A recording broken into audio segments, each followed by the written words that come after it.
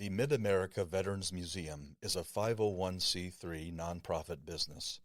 Your donations serve to further the museum's mission of sharing and preserving the stories of our veterans. To donate, visit mavm.org and click on Donate. The content covered in this podcast is for general informational, historical, and educational purposes only. Discussions about historical events, military service, personal experiences, or sensitive topics are presented for educational and archival purposes. The views, thoughts, and opinions expressed by the host and/or guests do not necessarily reflect the official policy or endorsement of the Mid-America Veterans Museum. Neither the organization, host, director, nor the guest shall at any time be liable for the content covered, causing offense, distress, or any other reaction.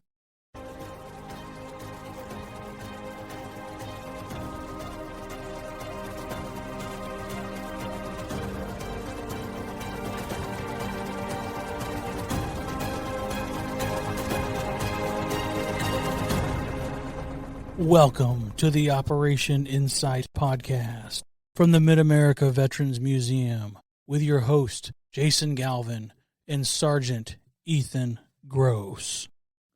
All right, family, thank you so much for joining us again at the on this podcast. We have an extremely special guest that we're very excited to have in the studio tonight.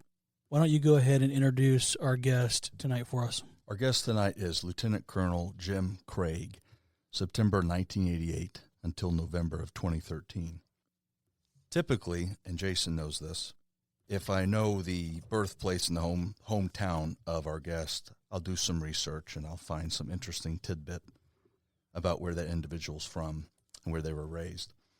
So in Jim's case, he was born in D.C. Soon afterwards, he moved to Hawaii with his family and then moved to Germany before they found their way to St. Louis. But I don't want to talk about that because there's something I found a lot more interesting. So part of what I like to do when I know the hometown or the birthplace is talk about the history of that location. But in Jim's case, there is a town in Missouri that is literally named for his family. Mm-hmm. So I'm right. I'm on the right track here. You are correct. Okay. I had to do some digging because our friend, it's good work. our friend Reps, he scratched the surface, but probably for time's sake, he didn't get into it. But I had plenty of time. James Craig, 1818 to 1888. Tell us about your great-great-grandfather. Wow, you got me. Just to start. So James Craig and his family came to Missouri from western Pennsylvania. And I don't really know why, but he came out to Missouri from western Pennsylvania as a young man, not as a boy, as a young man, and made his home out in St. Joe area. He was a banker and a farmer, as they all were, and a community member, upstanding community member, and at some point he was also a little politician. Sure. And he, at one point along this journey, he became an elected official, I think first in Missouri state legislature and then a congressman. And this is 1850s and 1860s. He's a Lincoln Democrat. And he, at one point when the war starts, he gets awarded a generalship, Brigadier General, in the right. In the Missouri Militia, yeah. and then Volunteer. in the Missouri Volunteers, yeah. And then he served as a constabulary commander of some sort in Missouri Territory, which was home. And maybe he was congressman. No, he was a congressman before that. He was, yeah. And he had, so you've done this work. So am I getting it right? But he's your relative, yeah. so I don't. So, and he had a son, he had a family, and his son, Lewis A. Craig, is my great-great, so he's 3 greats, is my great-great-grandfather, Gotcha. Lewis A. Craig. He served in the Army, the Frontier Army, and then was stationed at West Point to teach, where my great-grandfather was born. I think maybe he went there. Now I got it. Now I got to get my timing right. Lewis A. Craig served. The most interesting thing about that Lewis A. Craig is he was the commander of the U.S. Volunteer, one of the U.S. volunteer regiments that went to the Philippines. Served, and U.S. volunteers are really interesting. They are not militia, but they are organized like militia. They're federalized. And they existed with a time frame much like you would do militia for 18 months. The entire unit existed for 18 months. It trained at Fort Leavenworth, Kansas, and went to the Philippines and came back all in about an 18-month time frame. Wow. And then disbanded to include recruiting, training, and fighting, and then disbanded. And I learned a lot about him when I was at Fort Leavenworth, Kansas, because there's the archives there, and I did my master's thesis on that regiment. How about that? Wow. And so that was really neat. So then I got Lewis A. Craig the first. Lewis A. Craig the second is my grandfather, who was also in the Army and also a West Pointer, who served as a 2-star general with the 9th Infantry. He commanded the 9th Infantry Division in World War II, Bridge on the Remagen. And then came back and was the Inspector General for the Army for a while and then retired. Sure. His brother was the Chief of Staff of the Army. Yes, yeah. 35 to 39. So when you think of the interwar years and the plans and the colored plans, he was the one who managed those colored plans. And then my father is a West Pointer, and then I was West Pointer. And that's kind of the family legacy. Francis Washington Craig. Francis Washington is my father. What a legacy. That is amazing. Well, I'm going to take it one step further. If I'm wrong, just tell me. Yeah. But is the origin of that family Isaac Craig? Yeah, it might know? be. No, gosh, I'd have to go back through. That name is an important name, but I can't make the connection. Okay. Craig is, as you know, it's a pretty popular name in revolutionary times. It is. Throughout American history. And we are a family of the Revolution. My sister is in the Daughters of the American Revolution. Okay. There's got to be a connection. I think there's a connection. There's also an interesting connection through my grandfather. You know, the Army of the Frontier was very insular. And so people like lieutenants married the daughters of the colonels and the whatever. This happens all the time. So there's the Woodruff family, which is a very popular, which was a very strong military family, is connected. And it's just an interesting, if you go back through that, and my dad was really into that. And I guess at some point in your life, like dads get really into that. So maybe that will be me at some point, right? What was the DAR connection with the official connection? The official connection is actually through the Blunt family, which is a signer of the Declaration of Independence, and my BLUNT. BLOUNT. Well, that name comes up later in your family tree. It is. That's so fascinating. My grandmother is a Blunt. Yeah. And so. Gotcha. Okay, that's the connection. That's through that tree. Yeah, 3 or 4 connections earlier. Gotcha. Is a relative signing the Declaration of Independence. I bet you're connected to Isaac Craig. I bet you. Yeah, somewhere in there. Well, let's just say for the heck of it that there's some connection, because it's a small thing, but Isaac Craig was an immigrant, an Irish immigrant, and after he immigrated to the United States and the Revolutionary War began, he was an individual that crossed the Delaware with General Washington. So just claim him. I'll claim him. Just claim him. That's a pretty cool You got Army all over you, man. Yeah. I don't know the connection, but the family name Washington is honorific. Yeah. Because of, like with your dad, Francis Washington. Yes, and my brother is a Washington, and I I have some cousins who have Washington, and it's the family lore is it's an honorific from connections to, I see, like standing beside Washington. Sure. So it's quite possible that might be it. Isaac has to be the connection then. Yeah. Well, I was appreciative that reps led me down this path unknowingly. But you had made a comment in your VHP interview, sort of modestly, that, well, there's actually quite a lot of us that have gone to West Point. And I picked up on that. I was like, let's do some searching. So anyway, yeah, but it begins, from what we know anyway, with James Craig and down to Lewis Craig Sr., Lewis Craig Jr., your father, Francis Washington Craig, yep. And then to yourself. And now part of the reason that there is such a strong line of military men in your family is at some point there was a standing rule. I'm guessing it must have been your grandfather. Very true. Yes. So tell us about the standing rule in the Craig family. In the Craig family. I don't know if it was with my grandfather, but it was in my family. So sure. I'm the third of 4 children. My 3 boys and my sister. And the standing rule, at least among the boys, and maybe it changed when you get the daughter, was you must apply to West Point. Yeah. You don't have to go, but you must apply.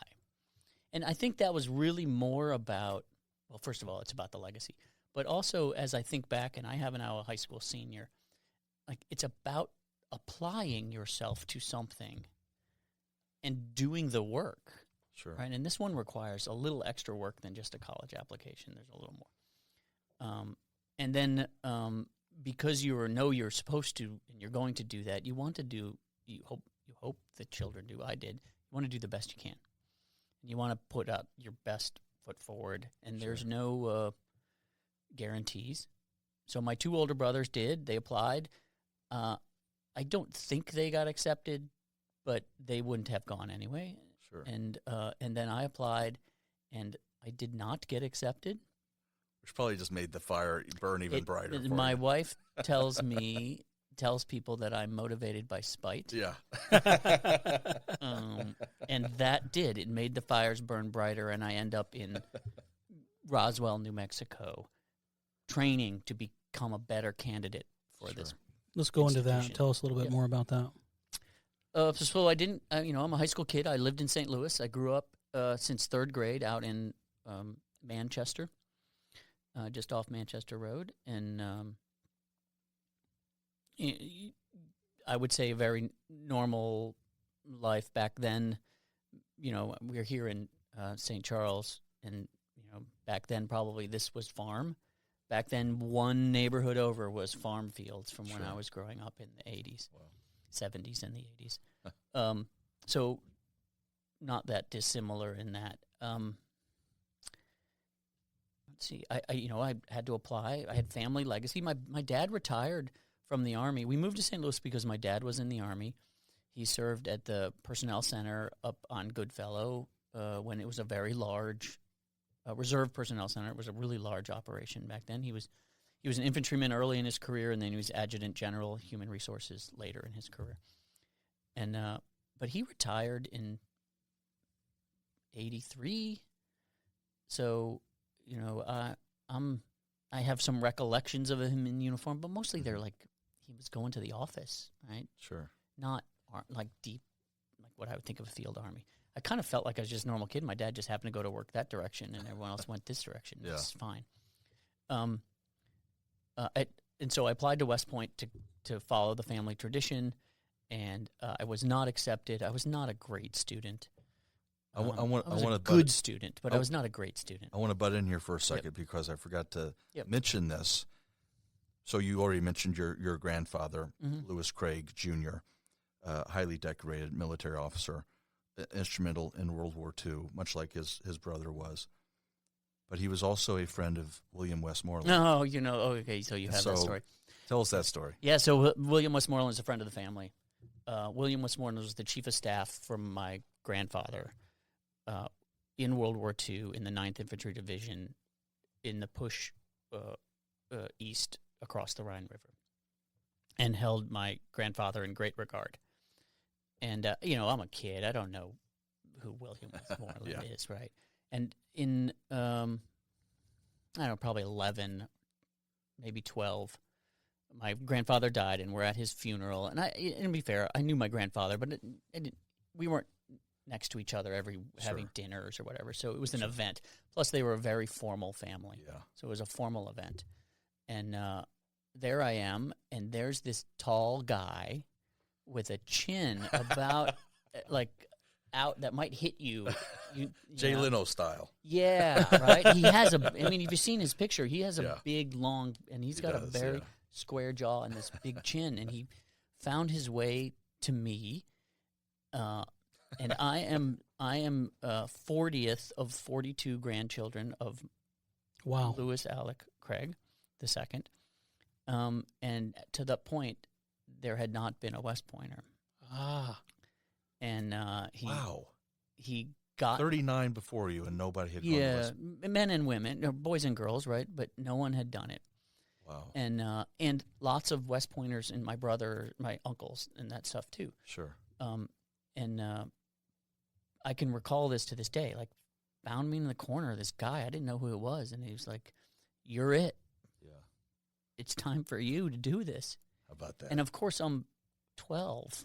You don't know what he's talking about. I'm a freshman, maybe I'm a freshman. I don't even know.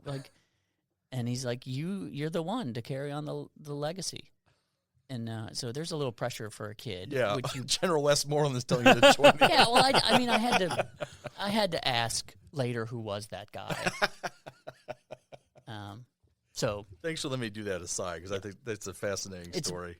Yeah, but I think this is indicative of an era in Army families where they're so connected, and the bonds you build are, Jason, you told me that you are connected to the people who served with your dad. Yeah. Like, those bonds are powerful. Very. Very. In my case, almost like uncles and yeah. In a very specific case, at one point in my life as a young man, I'm almost like a father figure. Yeah, and I'm sure they feel a very similar pull Yeah. to the person that they love, and then you as a connection to that person, right? Absolutely. And their resemblance is fairly striking as well, you and your father. You start to see that. So that probably helps. Yeah. Take us back to the New Mexico Military Institute. So I didn't get into West Point, and so I was offered this opportunity to go to this junior military college and West Point actually said, "Here's some options for you. Marion Military Institute in Alabama, Norwich, and Northeast somewhere, right? And New Mexico Military Institute, and Wentworth, which used to be, it's now a high school, I think, only in Missouri, but is a... oh, sure. I think it's a high school only, but it used to be junior military college as well. So it's a junior college with military ROTC attached. And I looked at the options, and I just said, I'd never been to New Mexico, so let's go. Yeah. So it was kind of on a whim almost. It was. I was gonna do it to one of them, Sure. And I might as well go to a place that I had never been before. So I went to New Mexico. It's a very interesting. I don't know. It's probably a much better is not the right. It's a much different institution. Education is different than it was in the late 80s now. But it was rough and tumble military school. Yeah. And I didn't know what I was getting myself into. And then I got angry, and I was like, well, I'm just going to get through this thing. Are they accredited in a certain way to become a military institute? How do they get the moniker Military Institute? Yeah, they are. So they're a junior college that uses the military as their structure. So you don't have, and they have an ROTC attached. And the ROTC has a special program where you only have to do 2 years to commission. So you start as a third year, what you would normally be in your third year of ROTC. Okay. You have to go to the Army and do a basic training or a basic training experience. Sure. And then you start there, and then you're commissioned into the reserve or the reserves only until you complete your degree, and then your commission can become an active commission. Gotcha. So that way they turn out officers a little bit early. They're turning them fast. Yeah. Right. And even at St. Louis ROTC, you can do the the degree in 2 years if you can get the bachelor's, right? So a lot of people, they do a lot of recruiting for in between the sophomore and junior year because you can turn very fast. Sure. What do you recall about a conversation, if any, that you had with your father in particular before you left for Military Institute?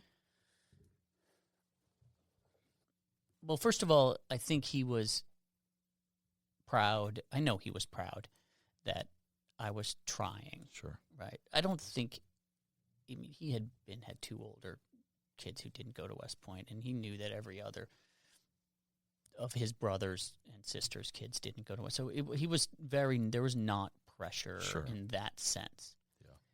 But he was excited. Yeah. Yeah. And I'm not sure he knew that was the best way to go, the military junior college route. But he knew there's something that I was working on to accomplish. And he appreciated the effort. Yeah. Right? And maybe he appreciated the spite too. I don't know. Right? What was West Point looking for in relation to the recommendation to go to the Military Institute? What was their thought process behind that? I've thought about that. I just think they want you to. Can you take our advice? Yeah. And just like, I think first of all they want you to get they want you to prove you can do a good freshman year of college because it was a college, right? And I took history and English and chemistry and for whatever reason they didn't want to risk you doing that at their institution. Yeah, so I didn't. Yeah, I was not offered to prep. So they have the USMA prep school. Most of those students are for students who are somehow academically not qualified, and I think the nuance is I was academically qualified. Sure. I just didn't make the cut. Yeah. And so demonstrate to us that you really want to be here. Yeah.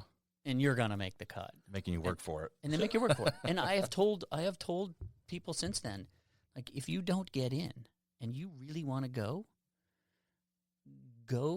and do a good hard freshman year studies, I don't care where you go, join ROTC. Prove yourself. And reapply. Yeah. And boy, does that say something about you for them.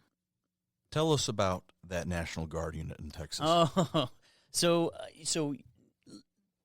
you can still do this in ROTC. So I was I was at the New Mexico Military Institute, and I joined the Reserve Officer Training Corps. I had never done Army before. This was my first experience, right? Besides being in a house with a dad who came in uniform every once in a while. So I joined ROTC, and then one of the options early on when you join ROTC is to join again the local National Guard unit.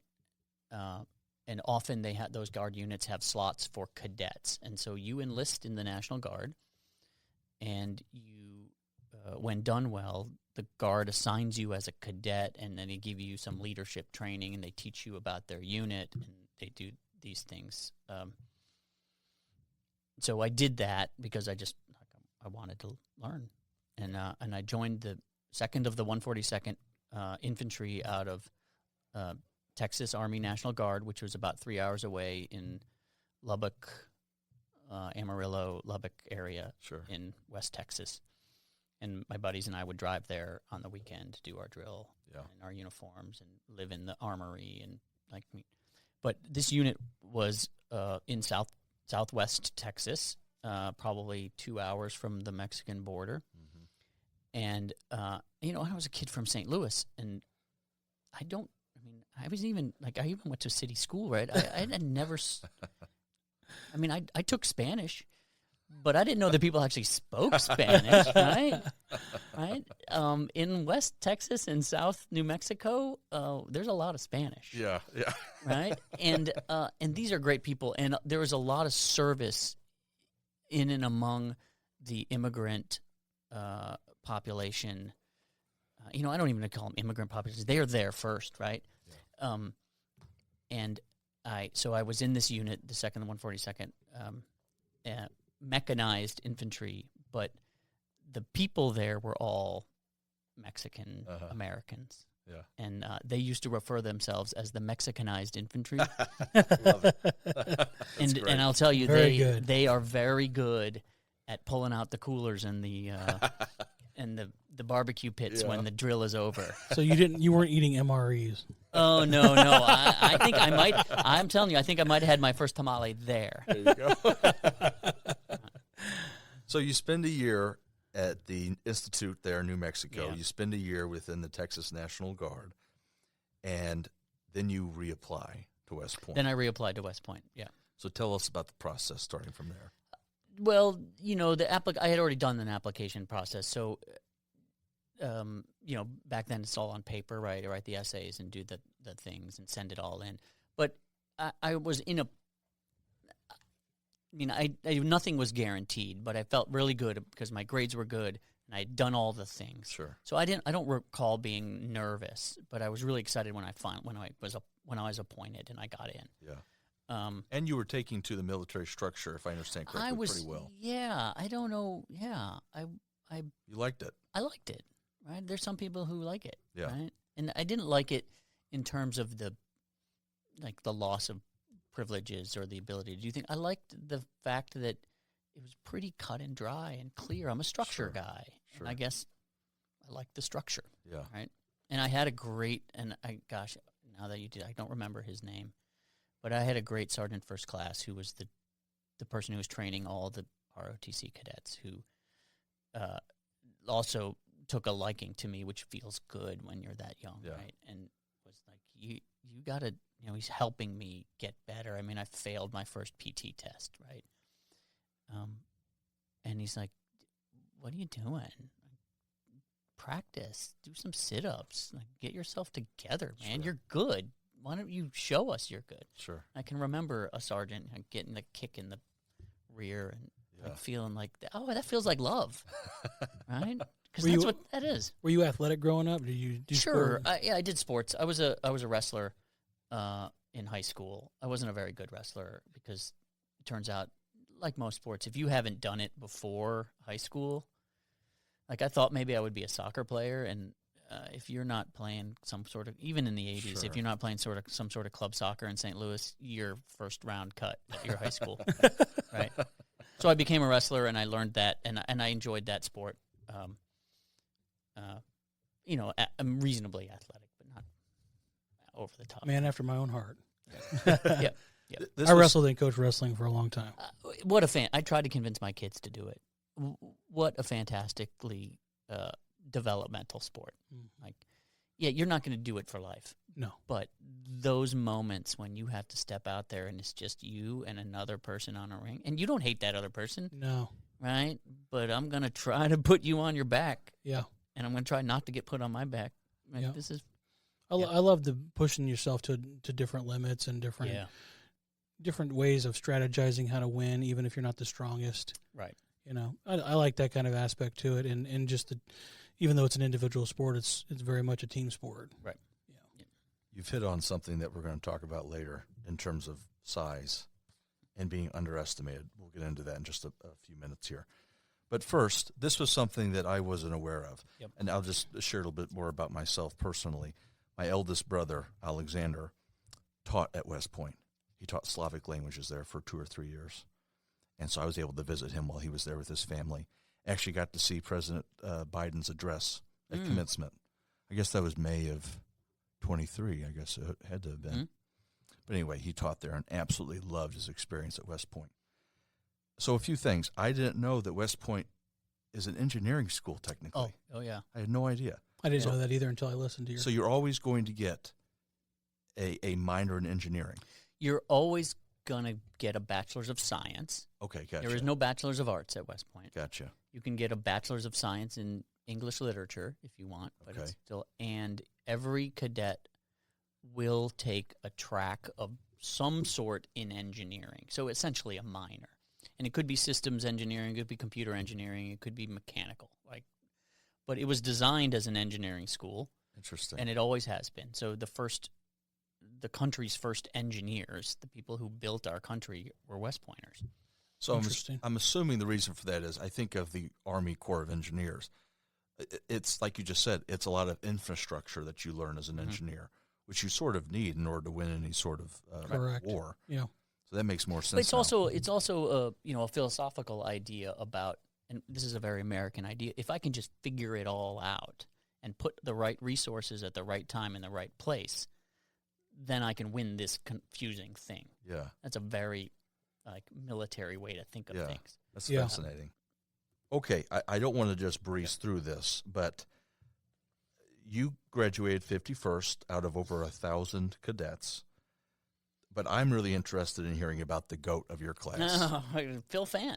Phil Fant is the GOAT of my class. The GOAT at West Point is not a colloquial term for greatest of all time.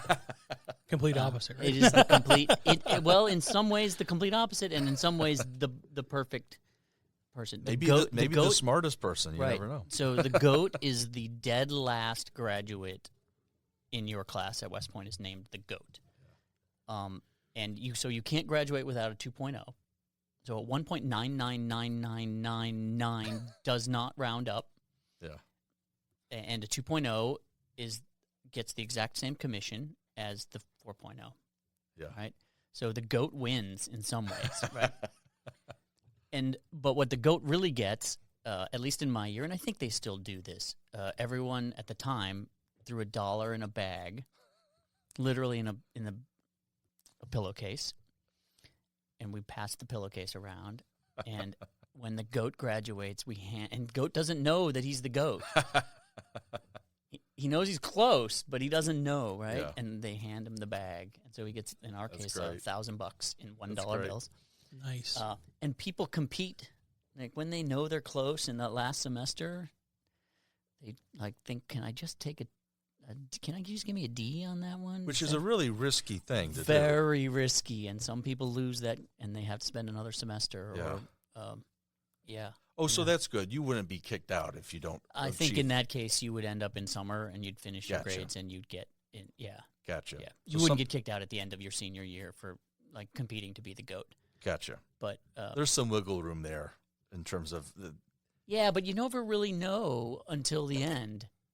Yeah. If you're the GOAT. And like Phil Fant, who was a friend of mine, served then for, I think he probably served for 10 years in the field artillery. We kept in touch a little bit, and I heard about him, a fantastic officer, and got out and then went into the FBI and was special agent, right? And had a fantastic career, which tells you it doesn't matter as long as you get through it. And they're still brilliant people. And right. Yeah. So was that cadet driven, or was that historic? It's historical. Okay. Yeah, and I assume they still do it. They probably do it with Venmo now, but I assume they That's still very do. interesting. That's very interesting. In the at West Point, little cliff note here. My stepdad is an Air Force Academy graduate, and what he told me about his experience, and he was late 80s is when he graduated. Is they could take a year off in the middle to decide if they were going to actually come back or if they were going to do something different. Was that the same at West Point? I don't know that we had that.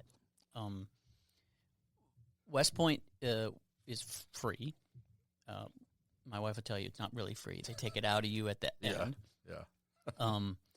But it's free, and you can walk away without obligation up until the moment you show up and put your butt in the seat in the very first class your junior year.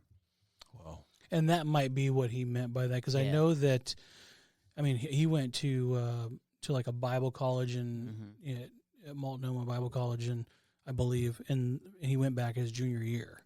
Yeah, so it could be he applied to, he hadn't been obligated yet. Your obligation starts that moment. Okay. And West Point has a funny, they call freshmen plebes after plebeian, right? Sure. And then sophomores yearlings, after, and then they called the juniors cows. And the reason they call the juniors cows is because they have returned and are obliged. The cows have come home. Sure. And that's the moment you're in. The last thing I wanted to talk about with West Point is just a very small thing, and then we're going to move on to the beginning of your career. What do you remember about President Clinton's commencement speech? Well, I don't remember anything about his speech. What I remember is the underlying passion around President Clinton in 1993 three. Right? Sure. New president, and this idea that we, like kids, we didn't know what we were talking about, right? That like somehow he hated the military, and so therefore we're going to do something about this, right? We're going to show him. Right, and clearly not true, and it proves that even very intelligent West Point kids are products of all the things they're told and they're reading and hearing and the social structures around them, right? So we had this idea as cadets. I'll include myself in that. I wasn't going to do it. That we would stand up and turn our back on your commander-in-chief. On our commander-in-chief. On graduation day. On graduation day. Great idea. It didn't happen. It didn't happen. But maybe the idea was enough to satisfy people. I think they thought about it. People, it was a dumb idea. Yeah. But it is interesting thinking back on that just like I said, the social structures really do influence behaviors, and the more insulated you are from other ideas, the harder it is to fight those influences. Sure. Do you think you have an advantage looking back from your peers based on your experience in the Guard and do you know what I mean by that? Did you have a leg up a little bit? Yes, I think so. I was not daunted by the what they call beast barracks, the freshman training, first year training. I knew how to wear my uniform. I knew how to march. I knew what a chain of command was. I wasn't really frustrated at someone yelling at me because I knew the game a little bit more, and it's because I had been through it. And so, I think I had a leg up. And then because I was not as daunted, I was able to help my classmates a lot more who, rightfully so, were straight out of high school. Yeah. Wherever, small town, big town, doesn't matter, and never had those experiences. And life experience, cultural experience. Just a little bit gets you at those ages, gets you a long way. It does. Yeah. Selecting your branch, there's a specific question I have for you because you said something during your VHP interview, and I want to make this clear if I didn't make it clear enough earlier. A lot of the knowledge that Jason and I have of Jim is from his Veterans History Project interview. I'm giving VHP a shout-out because Jim was part of it here in Missouri through the Missouri Veterans History Project. We'll discuss his involvement with that later. But there was a quote you said in that interview about the infantry branch that I found really fascinating. Part of the reason you chose infantry was because you said it's a people business. Yep. I love that outlook. Explain that for us. Well, I'll tell you, I didn't know that I knew that at the time. I chose infantry because I wanted to jump in with both feet. Sure. And I really did believe at that kind of time that I was going to do my full obligation, all 5 years, active duty, sure, and then walk away. Wow. And I had fulfilled my family duty, my honorable thing to do and not try to get out of anything, and I wanted to jump in. Yeah. But I had determined, and I didn't do a bunch of infantry-ish stuff at West Point. You can do all sorts of those things. I had determined that I thought I was I had some proclivity, or I had some skills in terms of dealing with just listening to people, helping people, and shaping their behaviors, inspiring them to do what we needed to get done. Yeah. And infantry seemed to offer that. And so I did it. And it's right. Infantry is a people business. There is no weapon system or machine that you have to do maintenance on machines. Yeah. But it's people that do that. It's really the whole Army is this. But even more specifically, the weapon system of an infantry company is the infantry squad. Sure. And the infantry squad is 9 human beings attempting to fulfill the obligations that's been asked of them. Yeah. And so it's a people business. I really like that outlook. I do too. And I was surprised when you had said that. But that makes sense. That wasn't something you realized at the time. I might have. I don't think. I mean, I think I knew I was a people person. Sure. And I say that in all honesty. I'm more introverted than I am extroverted, but that doesn't mean you're not a people person. Sure. I love Oh, yeah. people. Oh, yeah. I completely understand that outlook. So another thing before we actually get to your first duty station, this relates to what Jason said earlier about wrestling. And if I can find the actual quote, I'd like to, because You got all my quotes. it was. I got you quoted. I think I might remember what you said. You said something to the effect of, in my opinion, I had the advantage of being underestimated. I found that's a good place to be. Why did you feel that way? Well, so if you close your eyes and you think of what an infantryman is, Sure. It's not me. Right? It's a big, strong guy. And so when I realized what I had chosen, I found that I enjoyed people not thinking that I would be able to do this and then doing it. Right? So this is the same. My wife, this is spite, right? So I carried the M60 machine gun. Yeah. And then occasionally someone would be like, give me that thing, right? But you did it. Because you're slowing us down. Yeah. Or I ran and I humped and I led an infantry platoon at the 82nd Airborne Division. I was the smallest person in the platoon, but it turns out it's about your heart, right? Sure. Yeah. So I like that position. I find that advantageous because I'm confident in who I am. I'm confident not just in what I can do, but at what I can't do. And I know that I can't do it all, right? And so then you have to find good people. This goes back to people. Yeah. And so in a way, there is an advantage to being underestimated. I find, yes, I think not only there's an advantage to be underestimated and competent. Sure. Right? Correct. Yes. Right. Not just underestimated and they're right. Yeah. That's a bad day right there. Right. And so sometimes you have to choose your battles. Yeah. What those things are. I think back a lot on the times as a rifle platoon leader in the 82nd Airborne Division, my first real Army job. And my radio telephone operator, the RTO, in my first job, the first one that I had, was probably 6'4", and I don't know, 200 and something pounds. Sure. I loved that kid. McNerney was his name, and I think he loved me. Like we bonded. Yeah.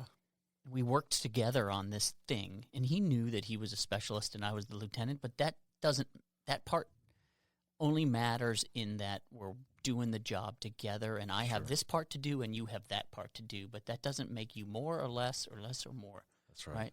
That's right. That's how this thing works. And when it works well, that's how it works. So this is a great segue. Let's get into your time as a White Falcon. So that is the 2nd 325th Infantry Regiment, 2nd Battalion, 325th Infantry Regiment, the White Falcons.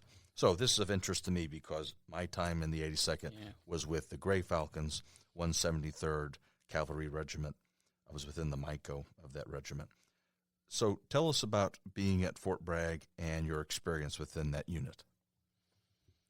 So I went to Fort Bragg. I went to the infantry, and I went to Fort Bragg because I wanted to jump both feet first into the Army, whatever the Army had to offer. And I was high enough in my class at West Point to get the job assignment in the branch that I wanted.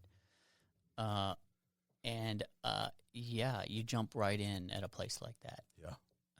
First Center thing, of the universe. It is the most important place in the world. And shave the sides of your head and get to work, right? And shape that beret as best you can. Keep shaping it. And the only difference between the weekend and weekdays is what you wear to work, right? But I learned a lot. I had a great boss as my first company commander. His name was Alahua. I'm still in touch with him. Who was hard. He was a hard man. I didn't really understand why he was so hard, but he was a hard man. But it turns out he was training, right? He was training us. Yeah. And so I got good at doing this job, and I had the opportunity at one point to. Well, I hadn't had the opportunity. I was thinking I wanted to go off to the Ranger Regiment or to Special Forces or something like that. And I went in to see my battalion commander, and I said, I'm going to apply. All the lieutenants are applying because at Fort Bragg, the next step, you always want to take the next step. All of the lieutenants the same year were applying. Yeah. And he said to me, why do you want to do that?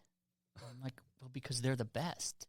And I was like, he said, yeah, but if the soldiers aren't working, you just get a new one. Here, you have to lead them. And I thought to myself, oh, I really like that a lot. He's like, wow, that makes sense to me. And so I ended up staying. Yeah. And I had nothing against the special forces, but conventional army is where, that's the hard work of leadership. That's that people business place. It's that people business, right? And so that's what I learned there. I learned this people business thing there through great bosses, hard work,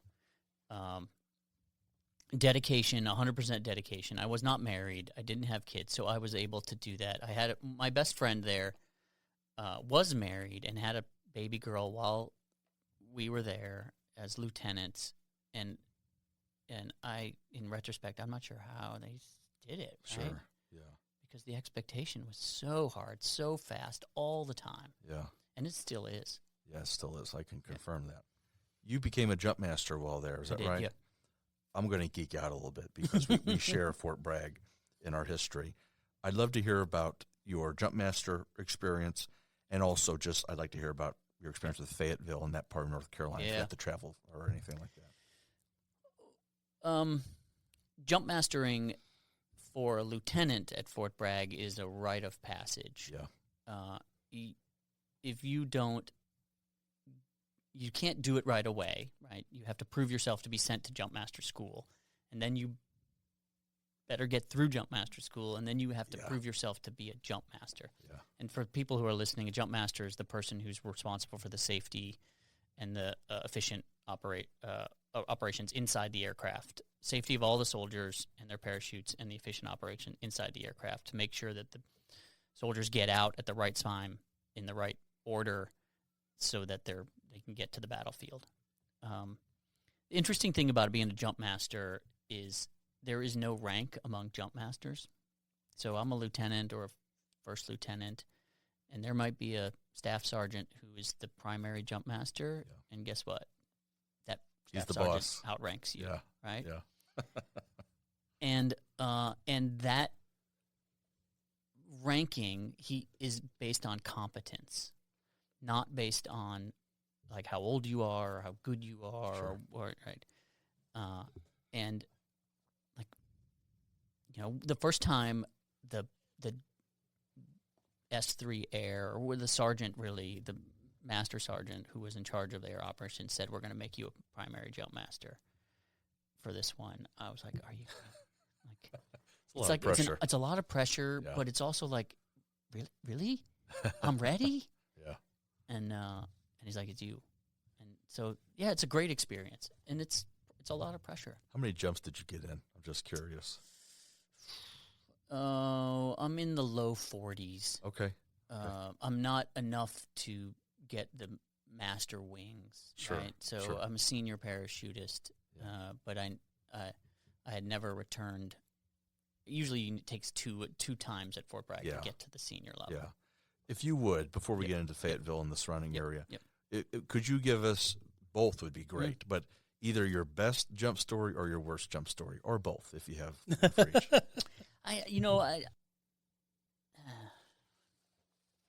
Like most parachutists, I've hit my head pretty hard on the way down on the landing. Yeah. And I can recall, well, I can't really recall it, but I know the story of somebody getting me to Sure. me, the lieutenant, Yeah. right, in charge, getting Yeah. me to the patrol base or the rally point because they heard my head hit Yeah.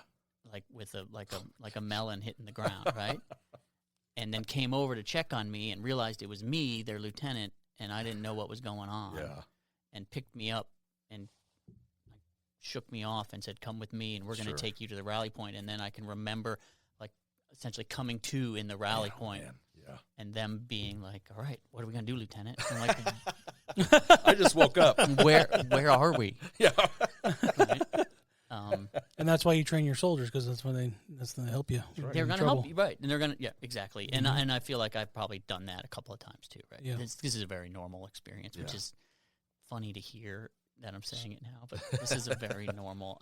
Maybe they have better helmets and stuff now. It's about the same. Yeah. I mean, the job is to get you to the ground as fast as possible Yeah. without killing you. Yeah. Right. What was your favorite aircraft to jump from? So we did testing on the C-17. Okay, So they were new. that's great. Yeah. They were new, and I was a jump master actually on a C-17 the first time we did one.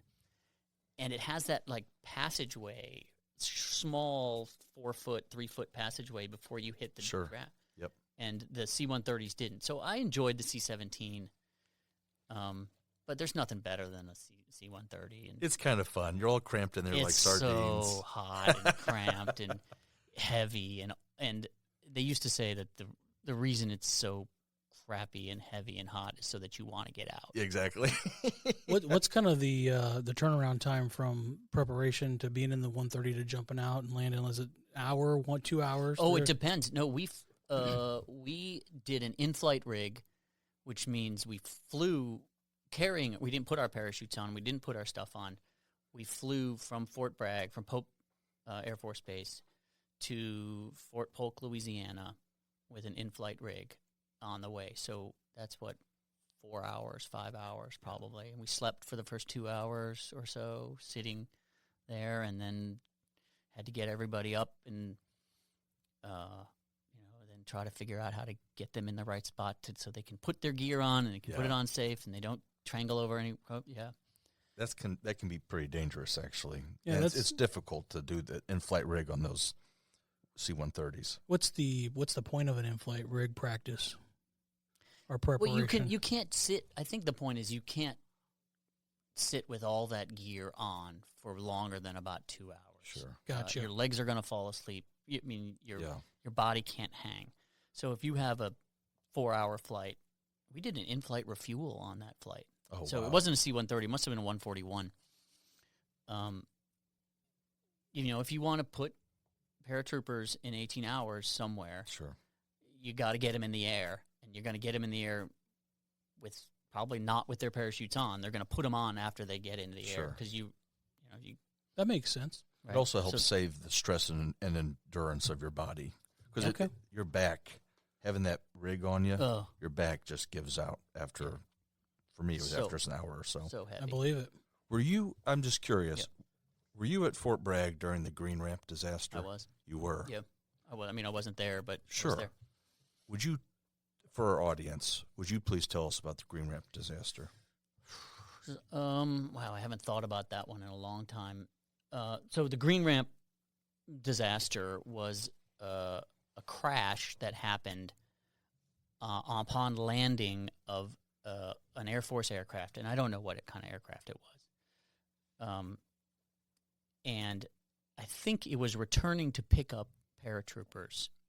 And so when you go to stage for an airborne operation, you oftentimes, this is practice, right? So the pilots are getting their practice, the paratroopers are getting their practice, the weather people are getting their practice, everyone's getting their practice in.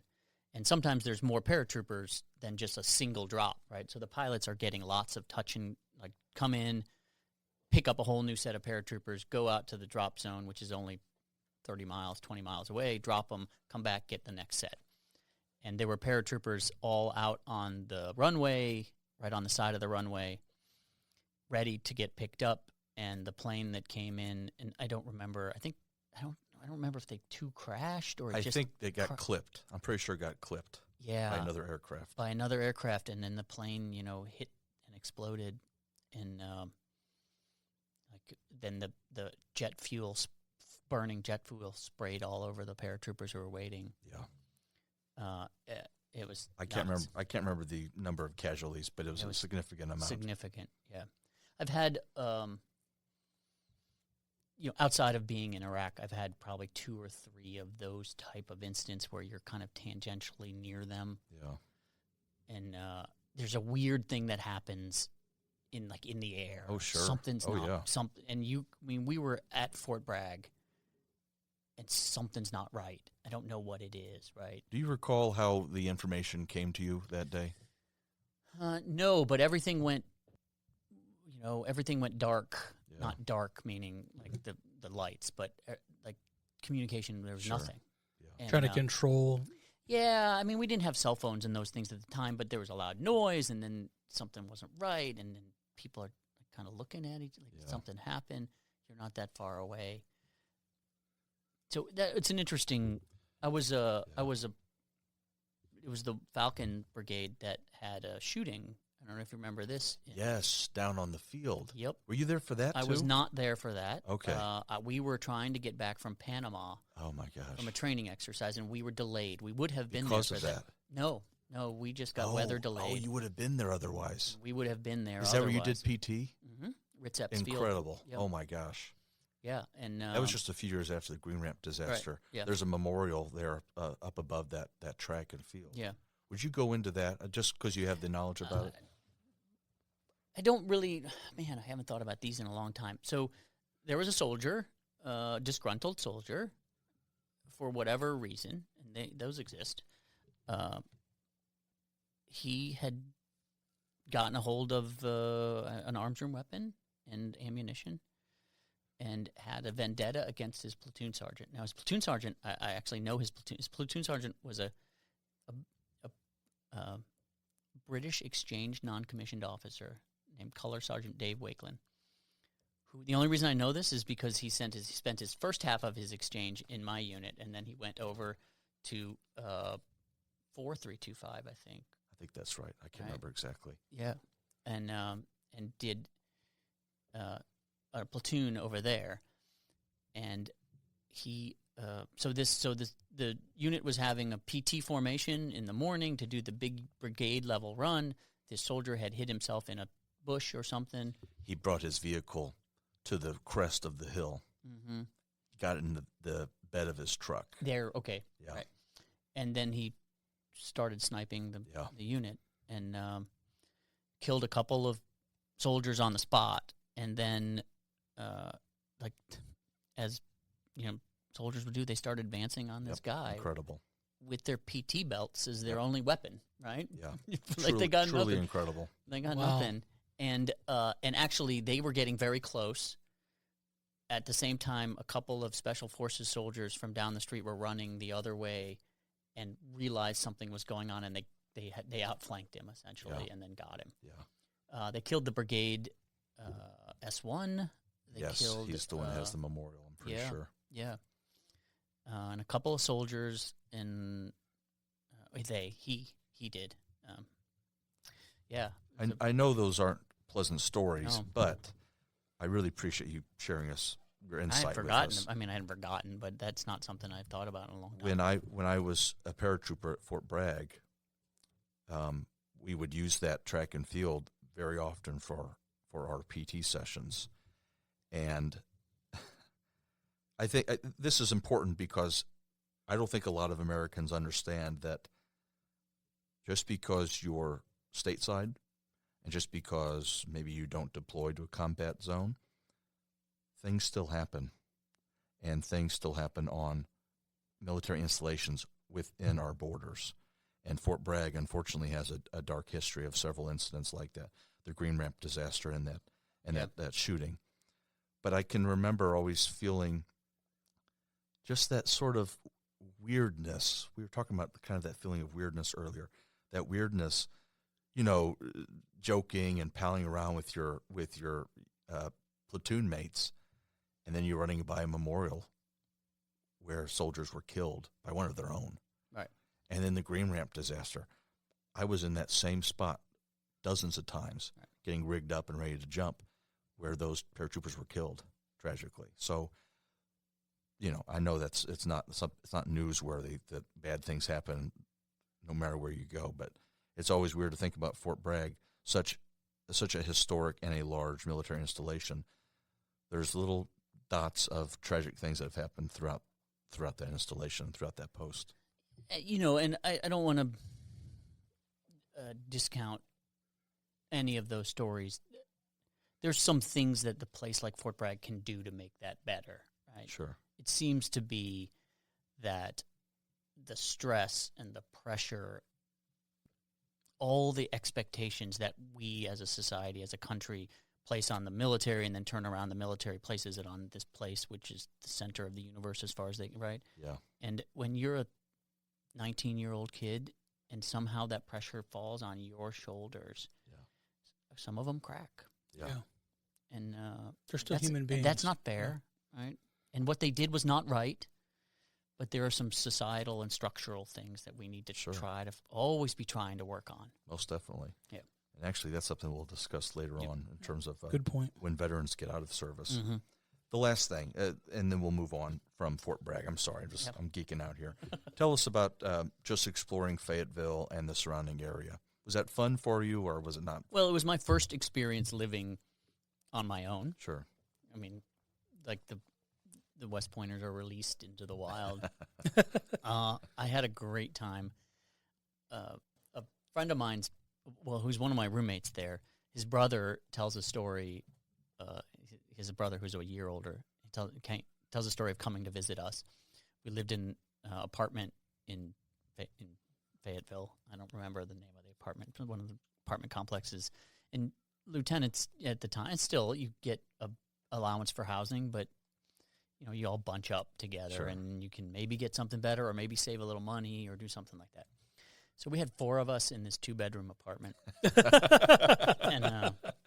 And I was living on a futon bed, and my buddy was just a mattress on the ground, and one was sleeping on the couch, and I'm not exactly sure where the other one lived, right? And in this my roommate's brother came to visit, and I talked to him a couple months ago, and he was reminding me of the story, and he came in, and all we had was like a futon, a couch, like a Sega Genesis system where we could play Mortal Kombat against each other, and beer bottles. Yeah. Like a frat house. It was like a frat house, right? So you outgrow that too, right? After a while. Sure. But I had a great time. I mean, some people hated Fayetteville. I liked Fayetteville. I mean, I was very busy, so mostly I was at work, but I never found it to be a problematic place or a angry place or what, Vietnam or whatever. I found my way to a bar that I liked that was chill and could be okay. I mean, my platoon, I remember, used to go to a place, and I don't remember the name of the road. It might have been on Yadkin or something. Sure. If you go straight out, and it was a Bennigan's. I don't even think they have Bennigan's anymore, right? It's a TGI Fridays or whatever. Gotcha, yeah. And they used to go, they would go to Thursday night fights. And they would invite me like, hey, LT, come on, we're going to Thursday night fights. You want to go? And I was like, what's Thursday night fights? And it was like, we're going to go to Bennigan's and get in some fights. No, you guys be safe. That's not for me. Those establishments are now on Bragg Boulevard. Maybe that's what it was, Bragg Boulevard. It was probably Bragg Boulevard. It was Bragg Boulevard. It gets a bad rap, but some of it's warranted. Yeah. I agree with you. I liked Fayetteville. It's got its pluses and minuses, but I think in terms of location, you can get to Charlotte pretty easily. You can get to Columbia, South Carolina pretty easily. Savannah's not even that long of a drive. Raleigh-Durham, obviously. Yeah. I spent a lot of time in Raleigh-Durham. That was a fun spot, but I'm with you. I didn't hate it as much as some people claim to. Yeah, I think there's a little thing about hating where you're stationed, just to give you some sort of you think you're supposed to do this, right? Sure. And and there's some camaraderie in hating the place together. Exactly, right. Yeah. I mean, I was stationed in Hawaii and people hated it, and I'm like, what are you guys doing? This is Now that stop it. It's a great segue, actually, Jim. Was that your next duty station? No. Oh, it wasn't. No, Okay. it was not. So I went, you become a lieutenant, you do your kind of standard junior officer level jobs. Sure. And then you, like all Army, then you have to go off to some sort of training again. So Gotcha. I went up back to Fort Benning, got my advanced training. Gotcha. And then was ready to go back out to the field and, shave my head and go to the Fort Drum or wherever they need light infantrymen. And I got assigned to do ROTC. And I thought, oh, man, this is the end of my world. I'll never be a good officer. This is not where officers go. Combat officers go to combat units. Sure. And on top of that, they assigned me to University of California at Berkeley. Incredible. To teach Oh, ROTC. my gosh. How many soldiers did you have there? Or how many cadets did you have? We had a good-sized company. We had about 100 cadets. So, each class slightly smaller. I think my job was the training. So my class was the juniors before they head off to their camp. And then the whole thing, I was responsible for all the training thing. The cadre was only four officers and 2 NCOs. It was a fantastic assignment. Were you received well in the Berkeley community? Yes. Imagine that's a little awkward. It's awkward, but there's a lot of freaks in California, and you're just another one. Yeah, there you go. That's a great way of I putting love it. it. I love That it. is It an is. excellent way of putting it. It has a reputation for being militantly pacifist, Yes. right? Yes. And most of that reputation is from the 60s and the early 70s. Yeah. First of all, you cannot get into Berkeley if you're not a really smart kid. Yes. Brilliant kids. You need to Yeah. be a brilliant kid. Yeah. So our cadets were brilliant. Yeah. And then if you're going to go to Berkeley and do ROTC, you better have some gumption to you. Sure. Right? Because you're going to have to get up and walk around in your uniform on campus. Yeah. And so these kids were really committed. And so I committed myself to those kids. And on top of that, I have a little free spirit. I enjoyed being in California. Sure. I enjoyed talking to people and just being give respect, get respect. That's really a real thing, right? Did you get to travel much in California? No, not too much. You're still, at this point in your career, it sounds like you're still pretty dedicated to the work. I'm dedicated. I'm dedicated to the work. I'm still in my 20s. I'm only about 4 years ahead of these students, right? Sure. Feels like an age is older. Yeah. But I'm not that much older. And I'm single, and I'm the training officer, and there's my boss is a infantry colonel, and so I'm trying to make a good show. Yeah. Yeah. So at this point, you just said 4 or 5 years. Was that first contract about to end? Yep. So what was the calculus that you made about staying in or not? At some point I said I thought I wanted to command an infantry company. I see. And so I, the steps, and then, I probably could have hung around at Berkeley for 1 more year and then finished it up. Mm-hmm. That would have been a little over 5. And you would have met that commitment. And I would have met my commitment. commitment. Yeah, totally.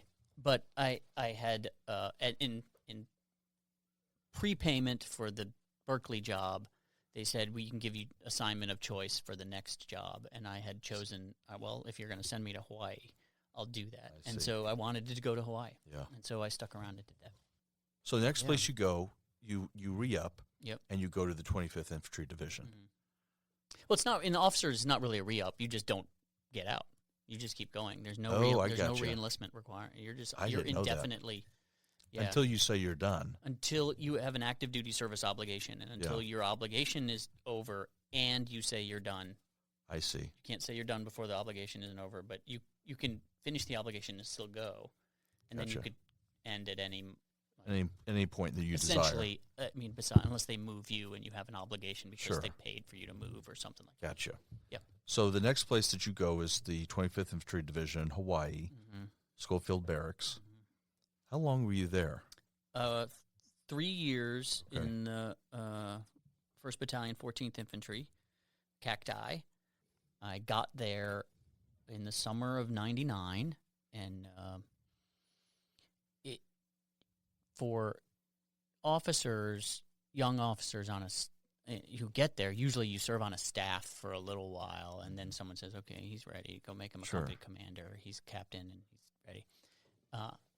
I got there, and I was initially assigned as a operations officer on the brigade level staff. I'm not even sure what I was, whatever. I did whatever they told me to do, right? Yeah. And about 2 months later, one of the company commanders had a medical issue down in 114 Infantry, and I got a call, and they're like, go to Charlie Company 114. I'm like, what is the commander there? Do we have to meet somebody? And I got there, and the battalion commander was there, and the brigade commander was there, and they're like, you're going to take over this company this afternoon. Wow. Wow. And, of course, there's a bunch of captains on the staff who are waiting for company command. Yeah. And I just jumped the line Yeah. because, in many ways, I'll say because they wouldn't have to write me an evaluation report. I see. So It saved, was out of ease. It was out of Wow. ease. Okay. And then I did 2 years as the company commander of Charlie Company 114 Infantry, which is the company that they call it Ace of the Pacific. They are the company that carries around playing cards of aces. They have full decks of playing okay. cards of aces. Now, you're not supposed to drop those on bodies anymore, Sure. right? But they use that as a. So I have still at home a full deck of cards that's all aces of spades. That's so funny. Nice. Made by the American Playing Card Company and given to this unit, this company, and they've been doing it since the 60s. So I'm recalling some pretty iconic photos of specifically Vietnam soldiers with the cards on their helmets, like attached to their helmets in some way. That's really cool. What a legacy. So those are, in some ways, they're problematic, right? They also use Sure. them as calling cards Sure. afterwards. They're not doing that anymore. Yeah. At least we were not doing that anymore. Yeah. And but we were definitely very proud of that, and it was a thing that we could carry. Sure. And soldiers all had a card in their front pocket. How funny. And, just in that company, not even a battalion, just a company. It was really interesting. Very interesting. You think of units like Easy Company. Right. Band Yeah, of it's one of Brothers. those types. Exactly. Historic kind of units. So I'm sorry, I keep trying to get ahead of your service here. So 3 years, your first 3 years at Schofield Barracks, and you received this company commander position. What was the next step in your career? Time to leave the command after about 2 years. And so that was the summer of '01. And I got sent back up to the brigade to be the plans officer, chief planner for the brigade. And, well, it was really late summer '01. And September 11th happens in '01, and I'm the brigade plans officer for a combat deployable unit. Sure. And all of us thought we were going. Yeah. We weren't going, but we did a lot of work to prepare. A lot of external coordination with the city of Honolulu and with the Hawaiian government, to protect special sites. And there's a lot of really special sites in Hawaii, Sure. right? There's signals intelligence. Yeah, that's right. There's all sorts of stuff there that you don't even know exists, right? Yeah. So we did a lot of work protecting those. And then, I wasn't there. It wasn't to be for me to deploy. My rotation time was up, and so in the summer of '02, I was selected to go to graduate school, and so the Army sent me to graduate school. Gotcha. 2 months after I arrived at graduate school, my unit deployed. Wow. Oh, wow. And that's sort of a theme And this is in your career. If you want to get yourself deployed, get me assigned to you, and, Yeah. and then get me to move. Right. Oh, boy. Then the luck will go your way. It's an interesting thing. You don't. It's a young man's sport, and young people. want to chase this experience. Yeah. It'll come to you when it's ready. I had just recalled, my apologies for not mentioning this. Earlier I referenced, before I got into your family history with Craig, Missouri, that your family had moved to Hawaii. So I'd forgotten you'd already experienced Hawaii as a young child, Yeah. but you had lived there previously. Yeah, but I was 1 or 2 Oh, or something okay. like Very, that. Yeah, okay. very. A And toddler. my family was in Hawaii because my dad was in Vietnam, and my mom said, "Isn't there a thing where you can just go wherever if you're in Vietnam?" And Oh, my goodness. dad looked it up, and it was like, "There is." How And about she's that? like, "I want to go to Hawaii." That's great. So she took her and her 3 kids, Wow. 4, 2, 1, and she was pregnant and went to Hawaii. Wow. With Did you ever, nobody. did with you ever nobody ask her else. why she wanted to do that? Yeah, she just wanted to go to Hawaii. Okay. She's crazy, That's funny. Okay. right? And Was it a culture shock for her? yeah, totally. But she loves that place now, and she has such fond. We spent probably a year and a half there Yeah. as a family. Sure. But my sister was born there, and At the Pink Hospital? yeah, That's where my dad was born. My stepdad was born. that's where my son was born too. Okay. The Pink Palace. Yeah, why she wanted to do that? Because she wanted to milk this for all it's worth, Sure. right? And if they're Kind of gonna- like your New Mexico experience a little bit. probably a little Yeah. bit, maybe that's where I get The that. I don't adventure know. was there. Might It's as an well adventure. take Might it. as well give it now. More of an adventure with 4 babies, but I Yeah. don't know. I don't envy and that. not and your husband not there. Yeah. But she did it. And that was a move, just so I understand correctly, that was a move from D.C. Mm-hmm. Okay. Yep. And this is why I bring this up. Whenever we have a guest on, Jim, just so you understand why I'm asking this, who was in service or was nearly in service around 9/11, we always want to ask about that experience because it usually shapes that service member's experience in some way. But especially for you because, and I understand you were way too young to even remember, but for your family, D.C. was home in some regard. Yeah. So tell us about the emotions that went through you when the 9/11 attacks occurred and D.C. was struck. Yeah. So, well, I'll tell you, I felt tighter to New York than to D.C. My mom is from New York. Oh, I see. Not from Manhattan, but from Queens. Sure. Proudly from Queens. So New York is her city, Sure. and her city got attacked. Yeah. But I was in Hawaii when the attacks happened, and the attacks happened. 2:30 in Hawaii, and we were on a field training exercise, and I was the brigade planner, and so my job was to stay up all night long writing the op words, and then give them to the colonel when he got up in the morning to give out whatever, or to the S3. And I had just finished to the plans and gone to find my hooch, whatever, laying next to a tent.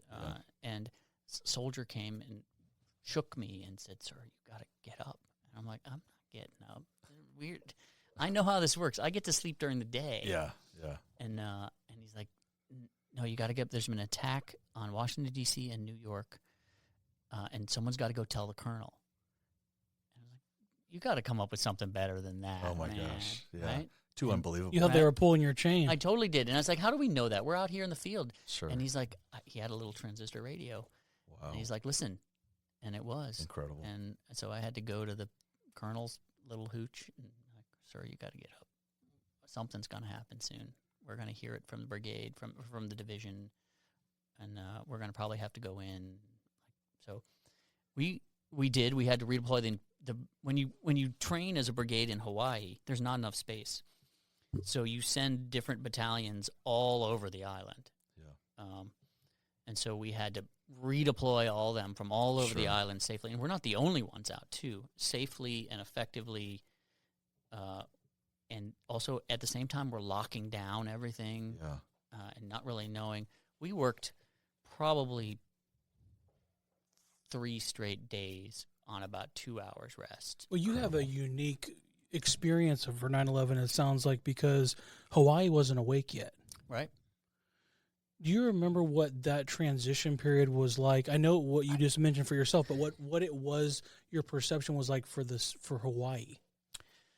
Waking up in a different way to I that. don't think they understood And it's a really, it's hard to go back to what the world felt like before 9/11. Sure. Nobody really knew. I mean, I didn't see pictures for 2 days. I didn't know. I mean, and then when I saw the pictures, because we were just working, right? And there were TVs everywhere. Yeah. And No cell phones. No cell phones. Yeah. Like we had the internet, but not pictures. Mostly digits.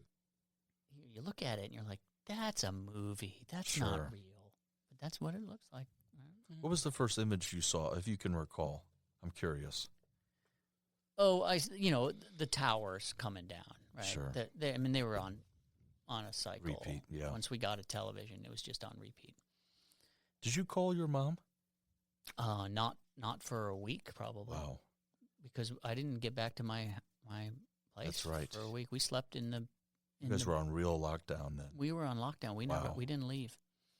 Wow, Yeah. that's interesting. Wow. So no communication. They didn't know what you were going through either. No.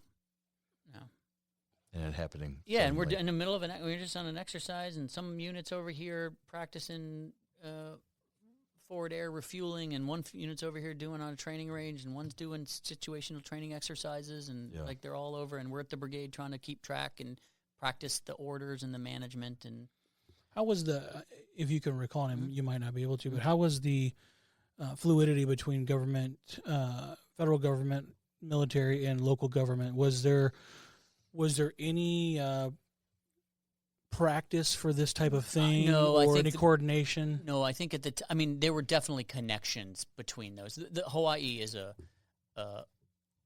very the Hawaii government is connected very closely to the military, right? Especially on Oahu, on the main island, because first of all, a lot of the citizens are military, and you got to be able to coordinate to move your vehicles around. You got to be able to coordinate, and there's friction. There's sites that have historical and religious and sacred things that we didn't fully understand when we grabbed them in World War II, and it's slow to give them back, right? And to try to figure out, well, if we give you that back, then how are we going to train? And, that happens. Sure. But there was I don't know if it was standing, but immediately we had created a joint meeting daily, and I was a representative of the division at that meeting. But it was mostly coordination, but there was civil defense, and there was the public safety, and all these people, plus the military was also represented. So we were a part of the community trying to figure this out. And we had most of the resources. Once the business part of that was done, how was the community part? How did you feel? Did you feel more connected? Did you feel it was all business? Oh, I see. Yeah, I like anywhere in our country in those first weeks and months, the citizenry and the military and the cohesion just gelled. Yeah. Right? Yeah. And Hawaii has its issues with, the kingdom of Hawaii was taken over by our country. Sure. And there are people there who are on, but that at that moment didn't matter, right? Yeah. And just like our country, that comes and goes. But at that moment, we were all in it, I think. Right? Yeah. Yeah. I can still remember. It's a great moment, right? It's a fantastic moment. I Right? still remember. Hate that you have to have the thing to get the moment, but Yeah. it was a fantastic moment. I still remember two moments, specifically with President George W. Bush, there on top of the rubble with the firefighters with the megaphone, but then also his first pitch from the Yankees game. Mm-hmm. Yes. I'm a huge baseball guy, and Me so too. that just brings out all the feels for me. And he had a perfect strike right down the middle. Just it doesn't get any better than that. Do you know he's wearing a bulletproof vest underneath that Yankees jacket? I've seen that short little 13-minute documentary about that. And Yeah. he was practicing. People and did not want him to do that. All his extremely staff. dangerous. Yeah. Very And also, dangerous. we don't know, right? No one knew. It turns out it probably wasn't that dangerous, but nobody knew. nobody knew. But also the risk of him Embarrassing embarrassing himself. Yeah. The ball going who knows where.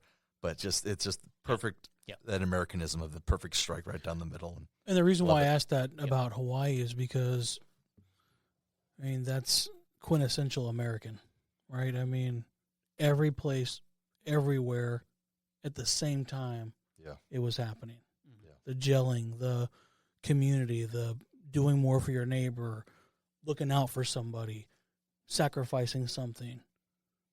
And I mean, I just, I know exactly where I was and what I was doing Yeah. and how I found out. I mean, it's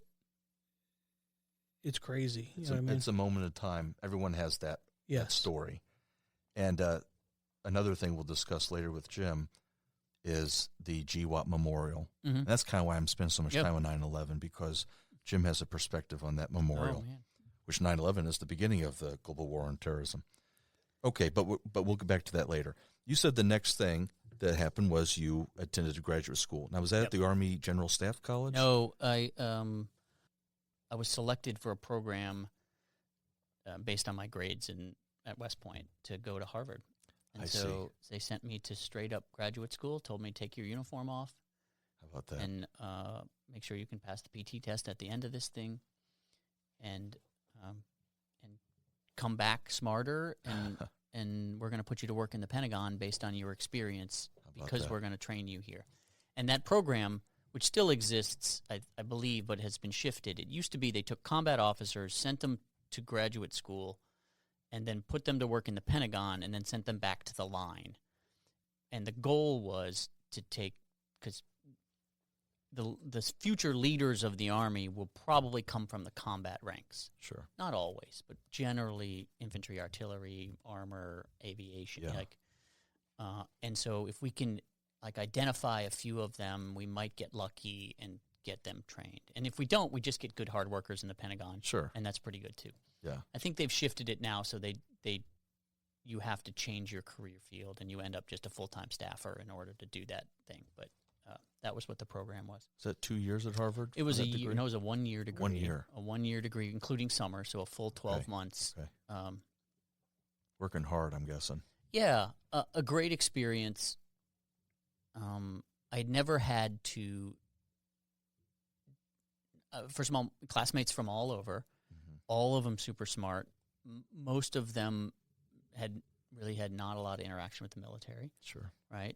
Similar to kind of Berkeley, I would assume. Yeah, not that maybe that helped me in that. I had never really, in a deep sense, had to defend my institution and my job with people that I trusted and cared about. Yeah. Not just in a fight, right? Not just in a verbal joust, but like. That would come up in class? Yeah, totally. Wow. Yeah, so I took classes from a former. So I was at the Harvard Kennedy School of Government, and I took 2 classes from a guy who used to be the Deputy Secretary of Defense. I took classes from a guy who ended up being the Secretary of Defense. I took a class from a guy who was the president's speechwriter. Amazing. I took a class from a guy who was a Secretary of Housing and Urban Development. Like, these guys are smart. Yeah. And women. And they want you to be smarter, Sure. right? And so they're going to ask you and challenge you. Yeah. And you're not exactly sure. Are they challenging me because they think that I'm wrong? Or are they challenging me to make me think harder? Yeah. Mostly it's because they want you to think harder and Sure. write better and be more specific and be more accurate. Because they're on your side. They're on. They want you they're to be teachers, yeah. right? And they want you to be better. Yeah. And then your classmates are also interestingly varied, and some are from nonprofits, and some did politics, and some do healthcare, and some and so you have these conversations, and you somehow become the representative of the United States military. Yeah. And you kind of fight that, but then you got to Yeah. try to figure out, well, what do I really believe? Sure. Yeah. What parts of this are academic, and what parts of this are core to who I am? And How did you battle that inside? Because I find that in myself in a totally different way than you're describing. I'm 46, and the way that you're trained when you grow up, the way that the spiritual aspects of your life or the academic parts of your life and the professional part of your life sometimes you get lost in who you have been built to be versus who you are, if that makes sense. Mm-hmm. And in the military structure, it's my understanding that in most cases they tear you down to make you part of the team or make you not an individual. So in this experience that you had, how were you able to come to those conclusions, and what kind of battle, was there an internal battle, and how did you handle that? Well, my positions in some cases shifted because I didn't have a lot of bedrock to be standing on and what I thought was a good position. But mostly, I'll tell you, I'm pretty comfortable in who I am and what's like the core important things to me. And even before I was married, I would tell you, like, there's only about 2 or 3 people that I care who think about who I am, Sure. right? Yeah. And they all live in my house. That makes sense. Yeah. Right. But that doesn't mean I don't care about you or you or you, Yeah. but I'm pretty core. And I don't Sure. try to hide. One of the things when I've said this is a people business. The best leaders in the Army aren't faking it. Right? You got to be authentic. Leadership is an authenticity. Yeah. And when I was working with cadets at Berkeley or cadets at Washington University, they all think there's a model to do this. Like, well, if I just stand up taller or I yell a little stronger or I say the right words, then this is going to work. And no, there's no model, right? Yeah. What it is you authentically care about them as human beings and the mission together. People first, mission always, Sure. or right, mission first, people always, Yeah. right? Yeah. And then you just be who you are, right? This goes back. This is how a just skinny little kid can lead an infantry platoon Mm-hmm. with the RTO who's much bigger because I love that kid, Yeah. right? I didn't know it. I didn't use that language Sure. at the time. Sure. I mean, in your 50s, you can start to say that a lot more often, right? But and so if you're authentic and you give respect and you get respect, you will get respect, and you listen to people, and you're willing to act like change if change in it, or willing to say, you know what, that's a non-negotiable. Then and you just kind of tell them, I didn't have that tough a time. I really enjoyed it though. I really enjoyed. It was my real first taste of higher level academia. So I did West Point. West Point is college level, but it's a Sure. lot of training. Right? Yeah. Do this, like thinking freely, writing a lot, and being required to demonstrate your thinking through the written word. Yeah. And I learned a lot in that year, that 1 year. And of course, I didn't have to put a uniform on. I met my wife there. Okay. So you meet her in I Boston. met So her. she's yeah. really smart too then. She, what I say, so we met in graduate school in that program. She got in of her own accord, and I got assigned there. When I met her, which is around Thanksgiving-ish of the year that I was there. So I had been there probably since June. I hadn't had a haircut. And I had let my sideburns grow down to about like You're here, taking and they're advantage of kinda this. bushy. and like unless somebody knew that I was the Army guy in the thing, they wouldn't. Somebody already knew in some case. Yeah. And she didn't really. And then she she finds out that you're an Army guy, and then you kind of talk about it. But it doesn't really make any sense, right? It doesn't match. What It doesn't she's match saying what at she all. sees, and then sometimes she says I tricked her. Then we went off to an Army base, and I had to get my hair cut, and I stood up straight, and people saluted me, and she's like, "What are they doing?" Where's your wife from originally? She's from Wisconsin. Wisconsin. Yeah, Okay. and her family has no outside of Grandpa like being drafted, Sure. right? Which they're very proud of. Yeah. but, Yeah. No legacy. No not even close legacy, to the no Craig like family. connection. There isn't a military base nearby. There's Yeah. nothing, right? And so I'm just kind of a weird duck. I want to take a quick step back because there's a connection you have. Well, there's several connections you have with your grandfather, but one of which is you're both Harvard graduates. Mm-hmm. So Well, my grandfather, Lewis Craig Jr. Is that Lewis, right? Lewis Louis A. Craig II. He was the professor of military science at Harvard. Wow. How about that? And what era was that? 1930, 1926 to 30-ish. Wow. So post World War One. Post World War I, pre World War II. Okay. My father was born in Boston Okay. because my dad was Teaching there at that time. teaching at Harvard. How about that?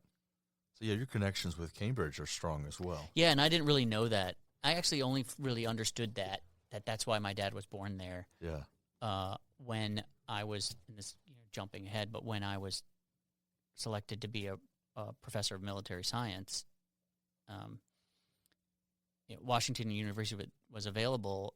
There was not one at Harvard at the time, and then like a year later, they were opening the Harvard one, or the Ivy Leagues were opening back up to ROTC. Yeah.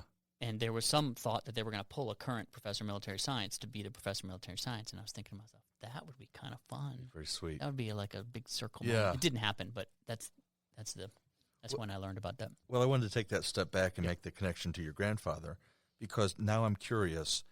So we're looking at, what is this, 2000, 2002, 2003? Mm-hmm. What does your dad think of your career at that point? Oh, my dad's been proud of my career the whole time. It didn't matter what kind of accolades. It's just pride. It doesn't matter. Yeah.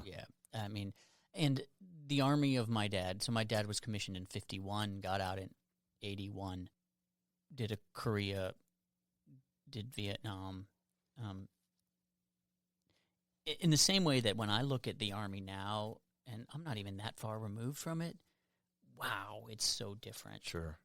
The equipment and the structures and what they're asking them to do, so much more than I ever did. And he would say the same thing about me. Yeah. He was like, all I ever did was just like put on my boots and walk.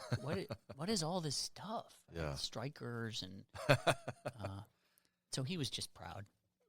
Okay, I hope I'm not making a mistake here. Okay. The next thing after you complete your graduate degree from Harvard, is that when you return to the 25th?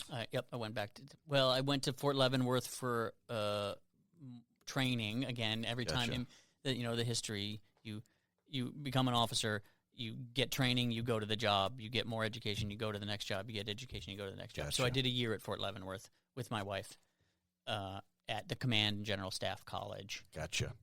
Okay. And then went to back to the field army. Gotcha. Yep. So funny enough, Craig, Missouri, I mean, as you know, it's not that far. Oh, it's from not. We went. Leavenworth. You went there. I've been there. Yep. Tell us about that experience. It's a tiny little town. Yeah. but Not far from the Nebraska border, right? Yeah. Yeah. I don't know. I just kind of just went to it. I have no real. It looks like a Missouri country town. Yeah. Right. It's the county seat, if I remember. So I think it has a courthouse. And what about the bank? There's Craig Bank. How about that? That's yeah, awesome. There is a bank. That's right? cool. But the bank's named after the town. The town's named after the guy. Yeah, yeah. Right? There's the Craig family is buried outside St. Joe, and so there's I forgot the name of the cemetery, but there's a cemetery there, and they're buried there. And one of the other interesting things in Kansas City, there is, I think it's a Legion post called Lewis Alec Craig Post. Okay. Right, because they name the posts after people. Sure. Yeah. Thanks for sharing that. And that's really cool. Tidbit. The thing I said, I hope I'm not making a mistake here, is because there's a lot from your post-Army career that I want to discuss. Yeah. And so I hope I'm not making a mistake by speeding through your deployment with away. the 25th. I think we'd like to have you back on, Jim, so maybe we'll just plan to do that. So you had a 15-month deployment with the 25th Infantry Division. There's a specific thing I want to ask about, and then we're going to speed through just for the sake of time. In your interview with reps, you referenced for your deployment to Iraq, there were a couple of instances where I got it wrong. I'd be really, if you're willing to share, if not, it's perfectly fine. I would be really interested in hearing about those examples.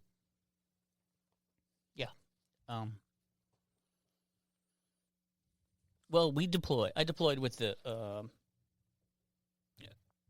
25th Infantry Division, 2nd Brigade this time now. My second time in Hawaii. 2nd Brigade had transformed into a striker brigade, so from a light infantry to a striker brigade. Strikers, for the people who are listening, are these 8-wheeled, highly mobile, not as protected. The protection really comes from the mobility and the connectivity. It was like one of the first times we had like internet on the move, Sure. all that kind of stuff. And we had to transform our unit back in Hawaii into this, learn how to do them, and then we deployed it. I was the executive officer for the 1st Battalion, 14th Infantry Golden Dragons. I did not get to be the normally you go to the S3, the operations, and then you become the executive. I went straight into the executive officer role. I don't know why.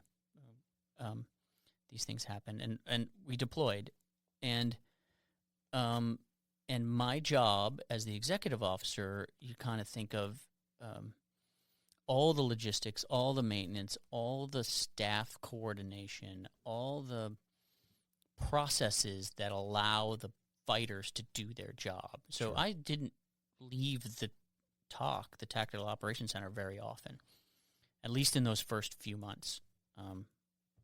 I changed jobs about 4 months later, but And for your rank, that's not unheard of. no, that's normal. Yeah, very very normal. normal. Very normal. It's a very traditional position. Yeah.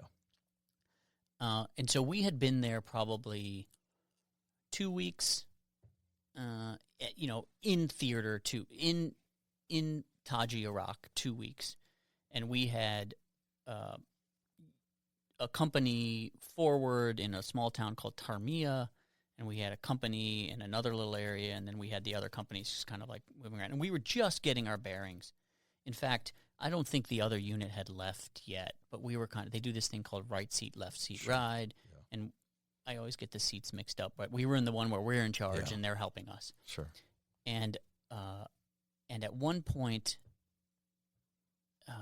we got this call on the radio about a striker that had been hit with an IED north of Tarmiya. And I'm looking around and I'm like, I don't know what that is. Oh my God, I must have messed up something bad, right? Why do we have a lone striker out in the middle of nowhere? And it was a striker that had hit with an IED that killed a soldier named John Schoolcraft, Sergeant John Schoolcraft, and injured a couple others. And it turns out it wasn't ours. It was from the scout platoon, or we didn't really have a scout platoon, but we had a unit that was like operating kind of a non-train or above the train, kind of going places and learning. And it was on a reconnaissance, trying to learn the area. Sure. On its own, with no leadership. How does that happen? Hidden, right. It happened because Strange. At some meeting where they talked about this, I failed to recognize that was going to happen in my area, and I didn't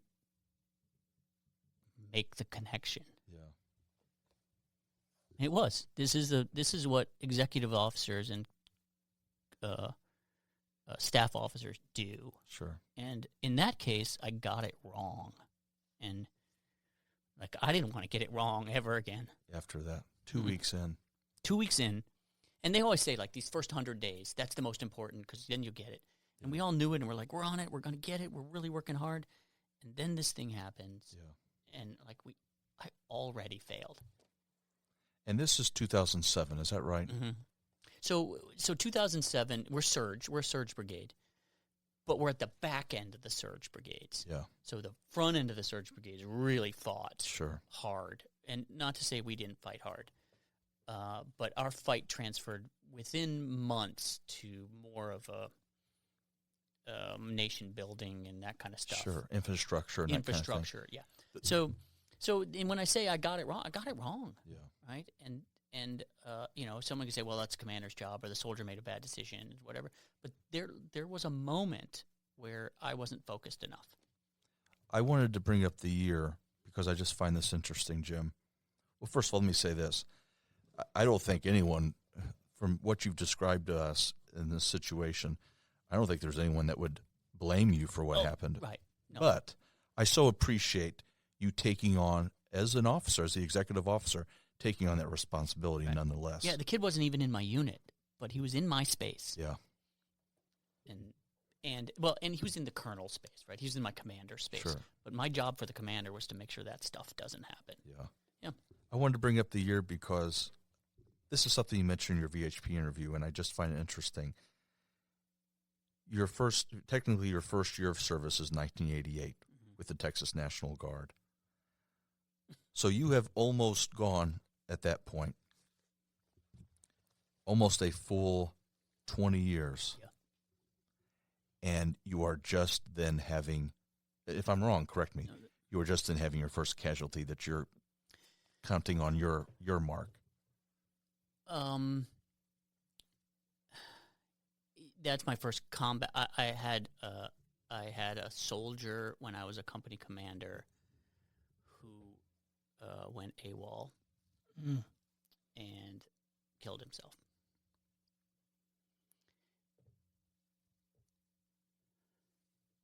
And and so he's mine. Yeah. Right. And I had injuries and accidents that are all mine. Sure. But Sure. yeah, that was my first combat one. And the lesson is combat's scary and hard and complicated, and it's not on me, and I know that, right? Yeah. But I also know that it was on me. Yeah. I just find that length of time interesting. Yeah. And I appreciate you telling us about the soldier who took their own life as well. And that's obviously a very difficult situation to get through as a commander. But I'm interested in that length of time because I wonder what kind of effect that had on you in terms of how you felt your future with the Army was going to go. Did that really affect you? Well, I did, it's hard to think back after you have deployed.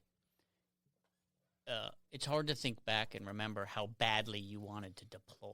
Yeah. Right? Yeah. What a dumb thing to think for.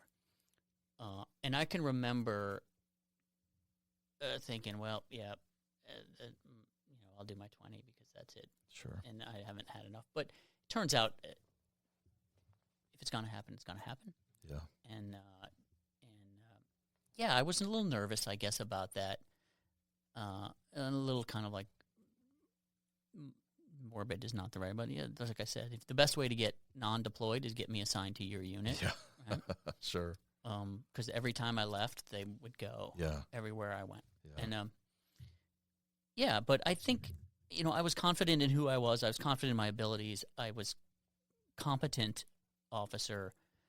I was getting good evaluations. All could have kept on going.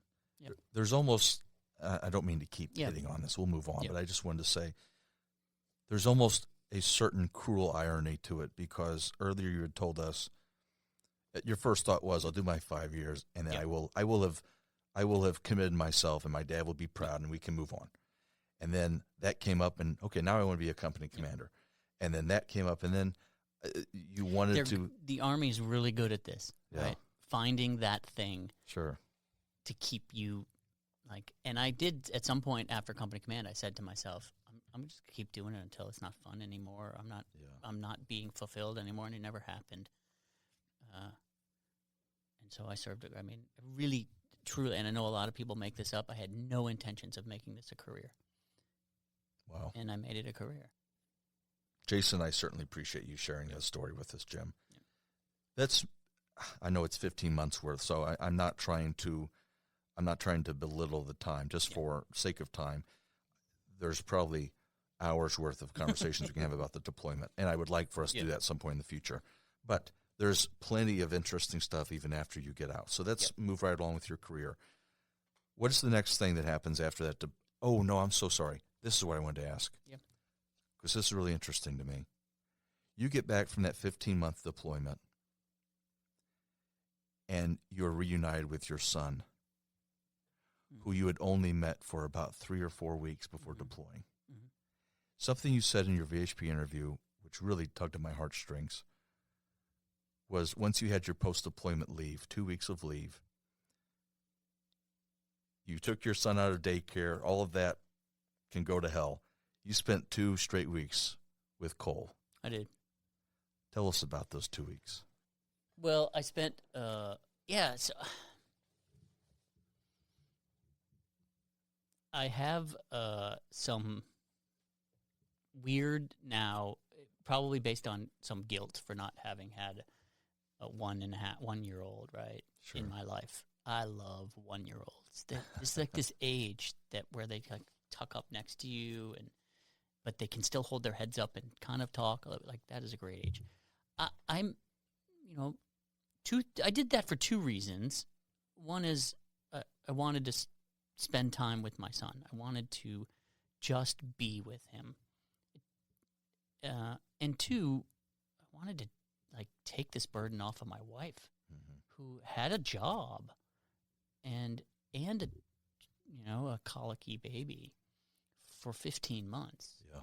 And so I said, I'm just going to take it. You go to work.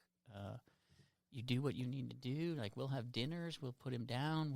But I'm going to own him. And I had to learn how to do this too. Yeah. Right. It turns out she had done all the hard work.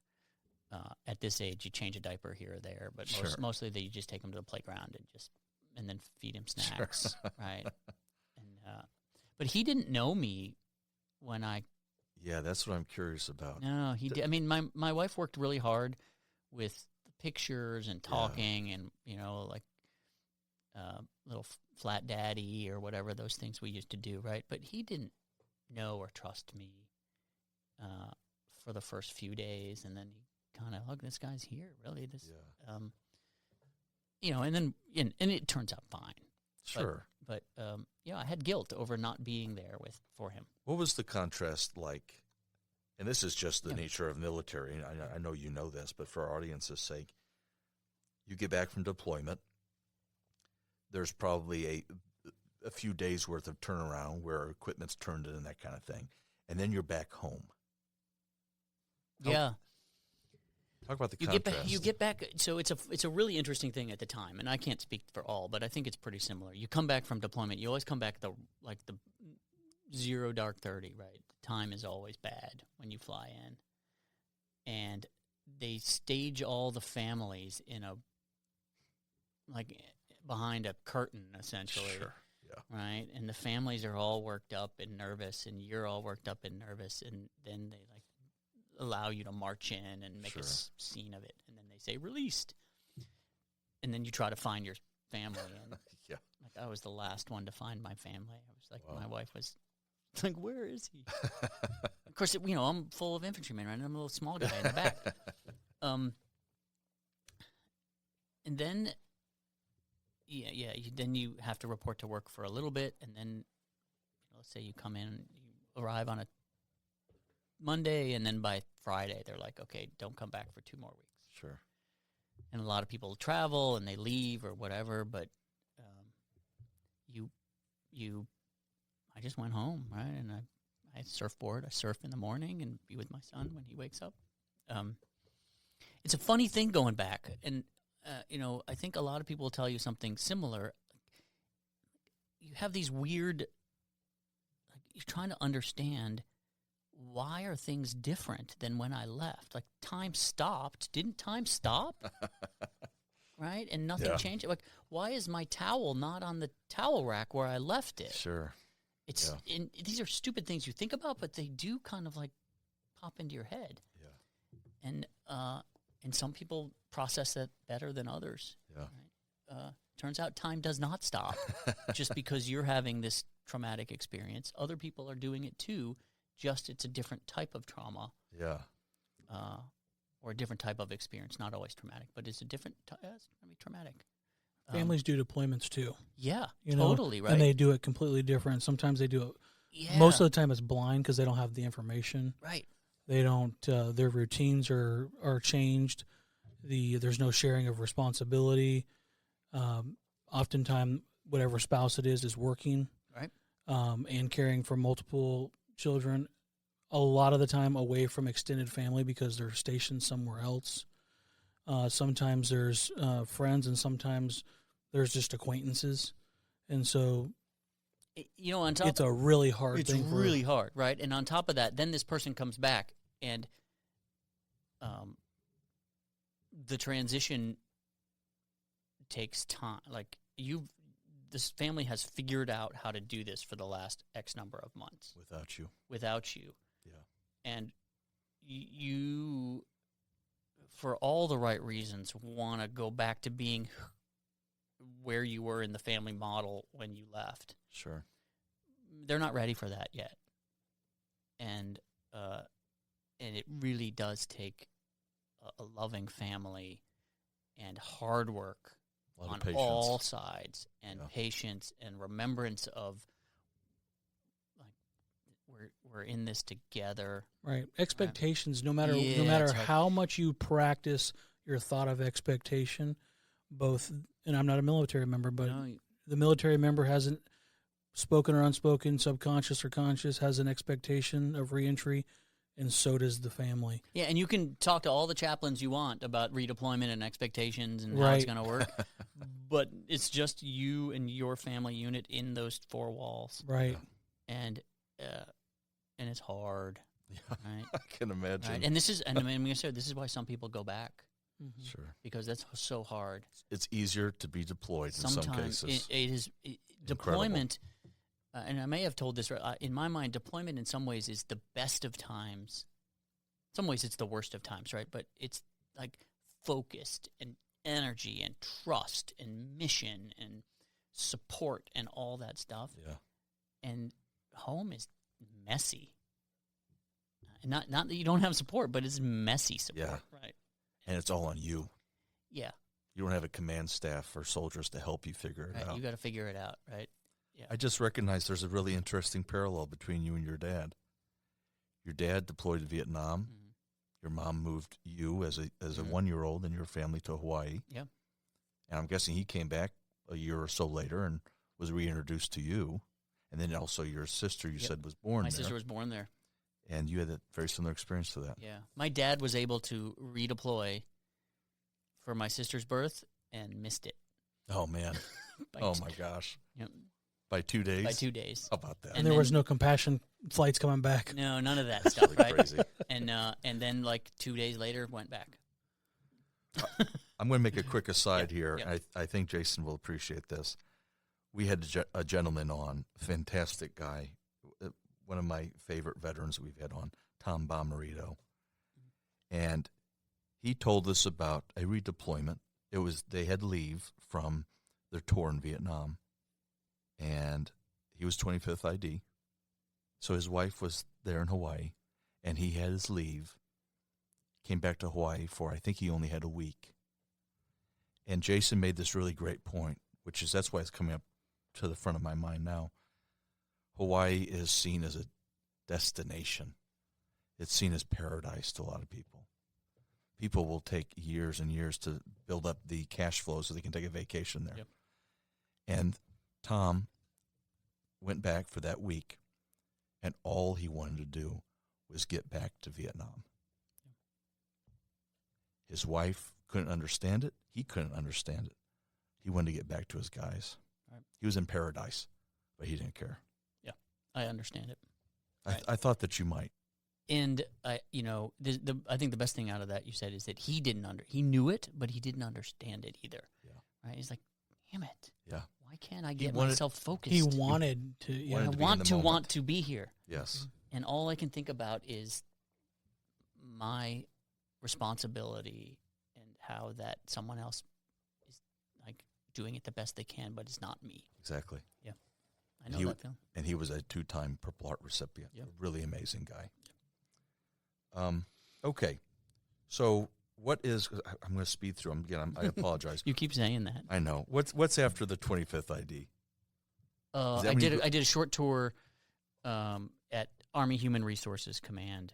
Is this where the blue-collar colonels come up? Yep. I just want to spend a few minutes, but Jason and I were fascinated by this terminology. Yes. At some point in every career, it's the people from the outside, even on the inside, will tell you if you hang around long enough, you're going to get promoted. But if you hang around long enough, you don't necessarily get command. The lieutenant colonel promotion comes at about, based on the officer, 17 or 18 years. And the command comes maybe a year or two after that if you're going to get command. Actually, maybe 16 or 17 years. And then so you've got like 4 years to go. And if you are not selected for command, and everybody in the infantry thinks they're going to command, right? They hang around to command, right? And if you're not selected to command, then the question is, how do we retain the talent of these fine officers who, for whatever reason, were not selected by this board, but are worthy of the energy that we put into them? And I had a boss who, I got assigned to infantry human resources branch, and my boss said, we're going to break up. Normally they do captains, majors, lieutenants, captains, majors, whatever. And we're going to say, we're going to have you do lieutenants and captains, and we're going to put 2 officers on lieutenant colonels. And we're going to break up the lieutenant colonels into command select colonels and non-command select colonels. And so we jokingly called that the white-collar colonels and the blue-collar colonels. And I got assigned to the blue-collar colonel desk, as we called it. And another fantastically developmental opportunity, because you have to talk to people about service. Sure. Why do you serve? And at that point, they have already been let down by their institution. Yeah. Their dreams have been dashed. Their dreams have been dashed. And so you got to help them like work through that a little bit, and then convince them that they can serve for another few years and still have value and honor and importance. And it turns out people serve at that point in their career for all sorts of reasons, right? Because they want to keep their kids in school, because they have a exceptional family member and they need the support that the military provides, because they just want to go to Hawaii, right? Or whatever, right? Yeah. But my boss's idea is if we lose all our talent at 20 years, like what kind of corporation are we if we lose all our best, not our best, but all our quality talent at 20 years just because they can, when we know they want to serve? We've seen 20 years of them wanting to serve. The most productive officers in the Army, right? Hardworking, well-experienced, thoughtful, and his idea is, they're all going to get out. We know this at some point. They're not going to do 30, probably. They might. But if we can get another 2 or 3 years out of them without decrementing the institution, the organization, then the Army's going to be 2 or 3 years better than it was. To get the next pipeline To get the next pipeline going, to keep people in service, so I don't have to I don't have to put a major in a job that a lieutenant colonel should be in. Sure. All these reasons. And, you don't win them all. I mean, I got out at 20, but I totally get it. And it was like an eye-opening experience to have to, and we had email, but we talked on the phone. I spent a lot of time like on the phone at weird hours, talking with people from Germany and talking with people from Japan and talking with people from Fort Bragg and talking whatever, just to say, what do you like? I want you to tell me what you want. Almost like a therapist, this sounds like. It is a little bit, but it's also like, if we can get you an assignment that works for the institution and that works for you, that's a win, right? Yeah. The lesson that I learned is there is no cookie cutter answer. The cookie cutter, the solution is to ask people what they want. Trust them when they tell you that's what they want. Don't try to tell them, no, that's not what you want. You want this. And then work hard to keep them in the Army. Thanks for explaining that. I hadn't heard of a blue-collar colonel. Blue-collar colonels. And I don't know if they use that. I don't know if they use that term outside of like infantry. That's kind of like another little Army morbidity. Sure. I'm a blue-collar colonel, and people know it. You had said something, and this is the last thing I'll say, but we'll move on, that it's really stuck with me. And you mentioned some of the reasons why individuals in that rank, in that position, might stay in. The benefits, you can't deny it. The benefits are fantastic. They are. Another thing you mentioned that you omitted here, but I wanted to remind you of it, status. Oh, yeah. That's a real thing. It's a real thing. Yeah. That's fascinating to me. Status is important, right? Yeah. The Army's built on status. Yeah. And a job that is deemed worthy of a higher status Yeah. is worth sticking around for, Sure. because how you are perceived by your peers is often by the job that you just got assigned. Yeah. And so if we can find one of those, Yeah. you know, and you can't always do it. And sometimes you got to say, you know what, I can get you back to Massachusetts for your last career to work with the Massachusetts Army National Guard because that's your home and you want to retire there. But you're going to have to give me a year in Afghanistan. Sure. Right? So okay. some trade-offs. Yeah. Interesting. And it's not me, the institution, Yeah, right? Because we yeah. really are trying to fill these jobs. Yeah. And I can do the pre-programming for you for the next job if I can do this now. Yeah. And so this is the kind of the horse trading that's happening. Sure. And it gets a bad rap. And, you know, your goal is to follow through on what commitment that I have made Yeah. on behalf of the organization. It's so funny to me. Little did you know in 1993, as a West Point graduate, just how much of a people business you were getting yourself into. Yeah, that's probably all retrospective, right? I had no Yeah. idea. I would Yeah. love to say that I knew it, but I don't. It's incredible to me. Yep. I'm going to strategically skip your 3 years as the commander for ROTC at WashU Yeah. because there's a quote you made in a speech, I think while you were a commander there, Okay. that I want to read that's going to tie into something that I'd like to end with. But suffice it to say, for 3 years, you commanded the RTC program at WashU, and you built it back up. My understanding, you built it back up from basically a hidden program that was not thought of to a very robust program that was on the cutting edge of veteran issues and getting cadets ready Yeah. for service. So let's move into July 2013. You begin your terminal leave. Your contract ends November of 2013, technically. Your service is over in that respect. Mm-hmm. You begin working at UMSL. And not only that, you established the Veterans Center at UMSL. We'd love to hear about that whole process. If you would have told me even 6 months before I got out that I would be at another higher ed institution, I would have told you you're crazy, right? Yeah. I'm not doing that. But about 6 months before I got out, probably in January or maybe in December of 2012 or January 2013, the Dean of Arts and Sciences at UMSL and the Chancellor at UMSL at the time, a guy named Tom George, called me, and they only called me because there's the only military guy they knew. And I had, you know, and the ROTC detachment at Washington University actually has outposts at all these different colleges, 7 different colleges in the St. Louis region.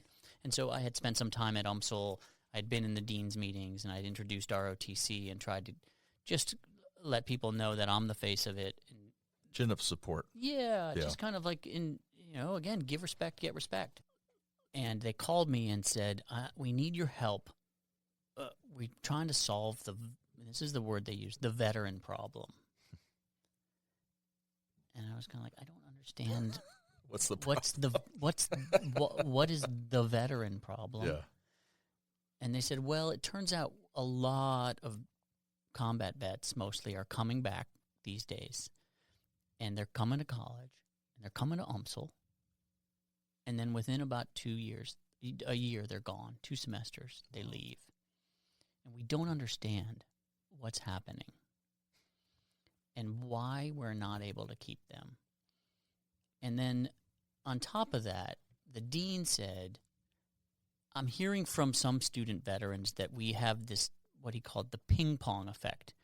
It turned out at that time, in order to get your VA benefits at UMSL, you had to register for your classes. But in order to register for your classes, you needed to certify your VA benefits. And so they were just like going back and forth between the registrar and the financial aid person. gosh. like 2 or 3 steps, and eventually they would try to get them together and push the button at the same time on the computer. And so It was just getting too frustrating for it was those getting too students. frustrating, right? Yeah. And so I, like a good staff officer, said, I don't really know. I'm not a veteran, and I've never used benefits, and I know about ROTC, but I don't know as much as you guys know about college. Says the Harvard graduate. Well, like I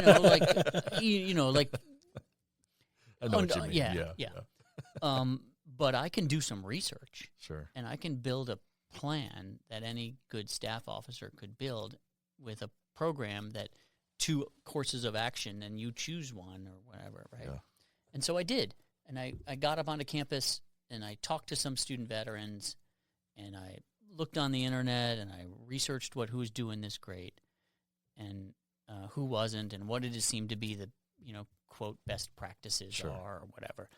And I built this, and I worked with a student veteran who was on campus at the time.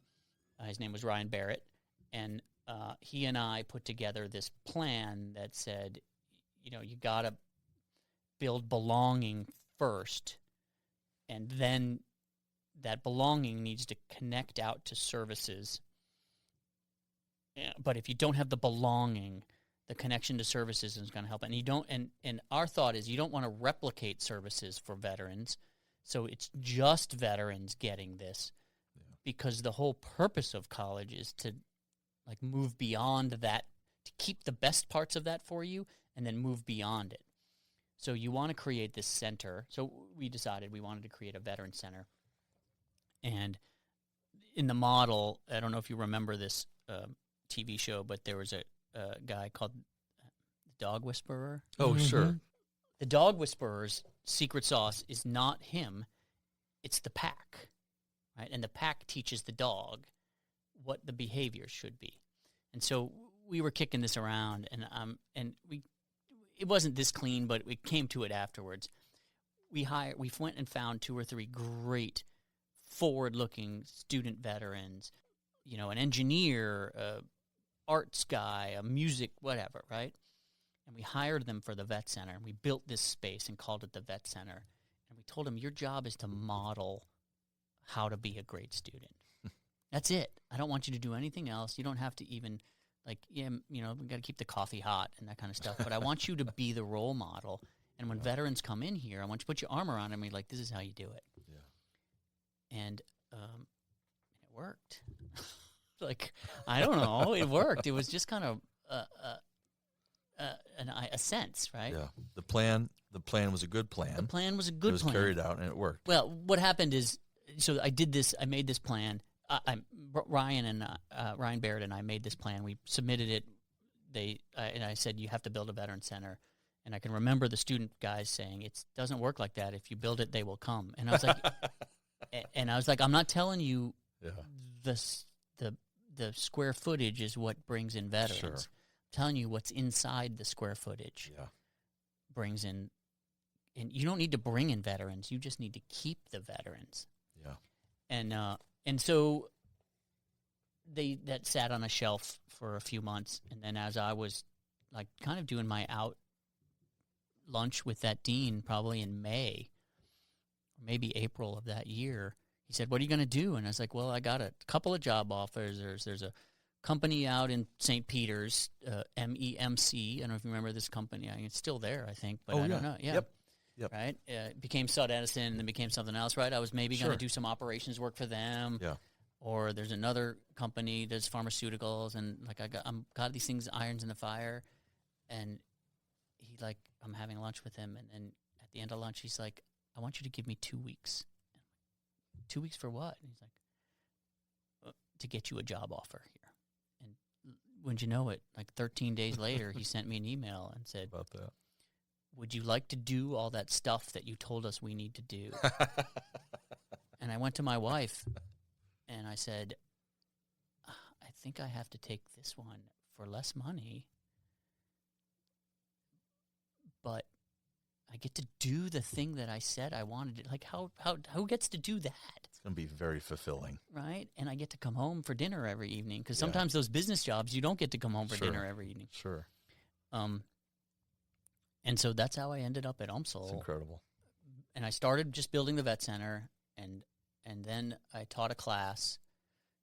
And the dean was very nice to allow me to teach a class. I didn't have the degrees I needed and that type of stuff. And the class went well. And then he said, "Why don't you build more out of that?" And I ended up building this minor and started thinking about this idea of veteran studies. Yeah. Thinking about the veteran experience at the center rather than tangential to all this other psychology or entrepreneurship or whatever, right? Yeah. And that's where that came from. And now also the Missouri Veterans History Project sprung from that as well. If I understand No, correctly. Missouri Veterans History Project existed before that. Gotcha. Missouri Veterans History Project was a state-funded, I think, in a law somewhere. You know who built the Missouri Veterans History Project is a state rep or senator named Jill Shoup.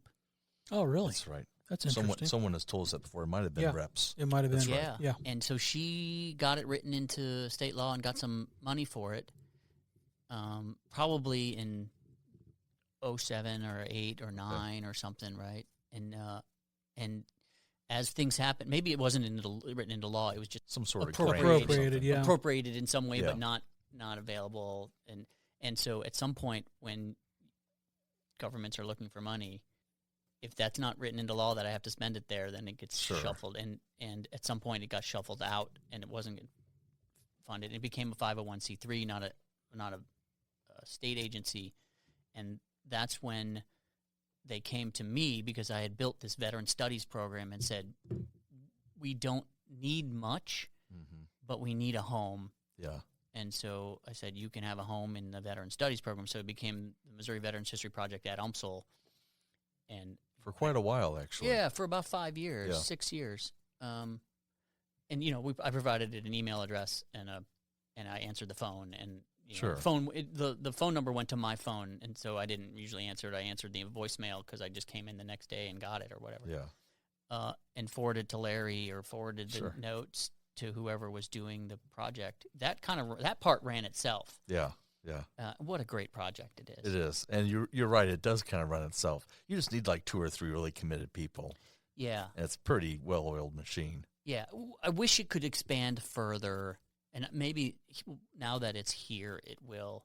I mean, I love the fact that this is the Mid-America Yeah. Museum now, not the St. Charles or the Sure. St. Charles County. Yeah. Because that just gives it the scope that Exactly. it deserves. Expands the reach that it deserves. Yeah. Absolutely. Right? And that was the vision of that. I mean, if you say, and there is nothing wrong with the St. Charles County Veterans Museum, but if you happen to live in Washington County, maybe I don't go visit Sure. the St. Charles County. But the Sure. Mid-America Veteran Museum, No, you're let's exactly go right. check that sucker out. That was exactly part of the Yeah, calculus for the name that was the change. calculus. Yes. There's 2 things, since you mentioned your professorship at UMSL. There's 2 articles that I wanted to reference, Jim. And You did some serious digging. well, I will admit, I really enjoyed delving into your story and your service. And your family history just made it that much more fun. You co-authored an article called The Veterans Left Behind. The reason I want to ask about this is because we had a gentleman on, a Marine officer, retired, Mike Vincent, fantastic guy. And this is a passion project of his as well. The Veterans Left Behind is it a paper? Am I getting that right? Yeah, I've done that in several different forms, so I'm not sure which one you got a hold of. Well, this one is regarding the effects of veterans who get out with an other than honorable discharge. Yeah, it's a working paper that I did with Rand. That Could you give us a summary, just a summary of it? yeah, it was really as much a primer for legislators to understand the issues around veterans with bad paper. And so for people who are listening, maybe people understand what they're talking about when I talk about bad paper with this. But bad paper, there are essentially 5 different levels of discharges from service. Characterizations of discharge is the technical term.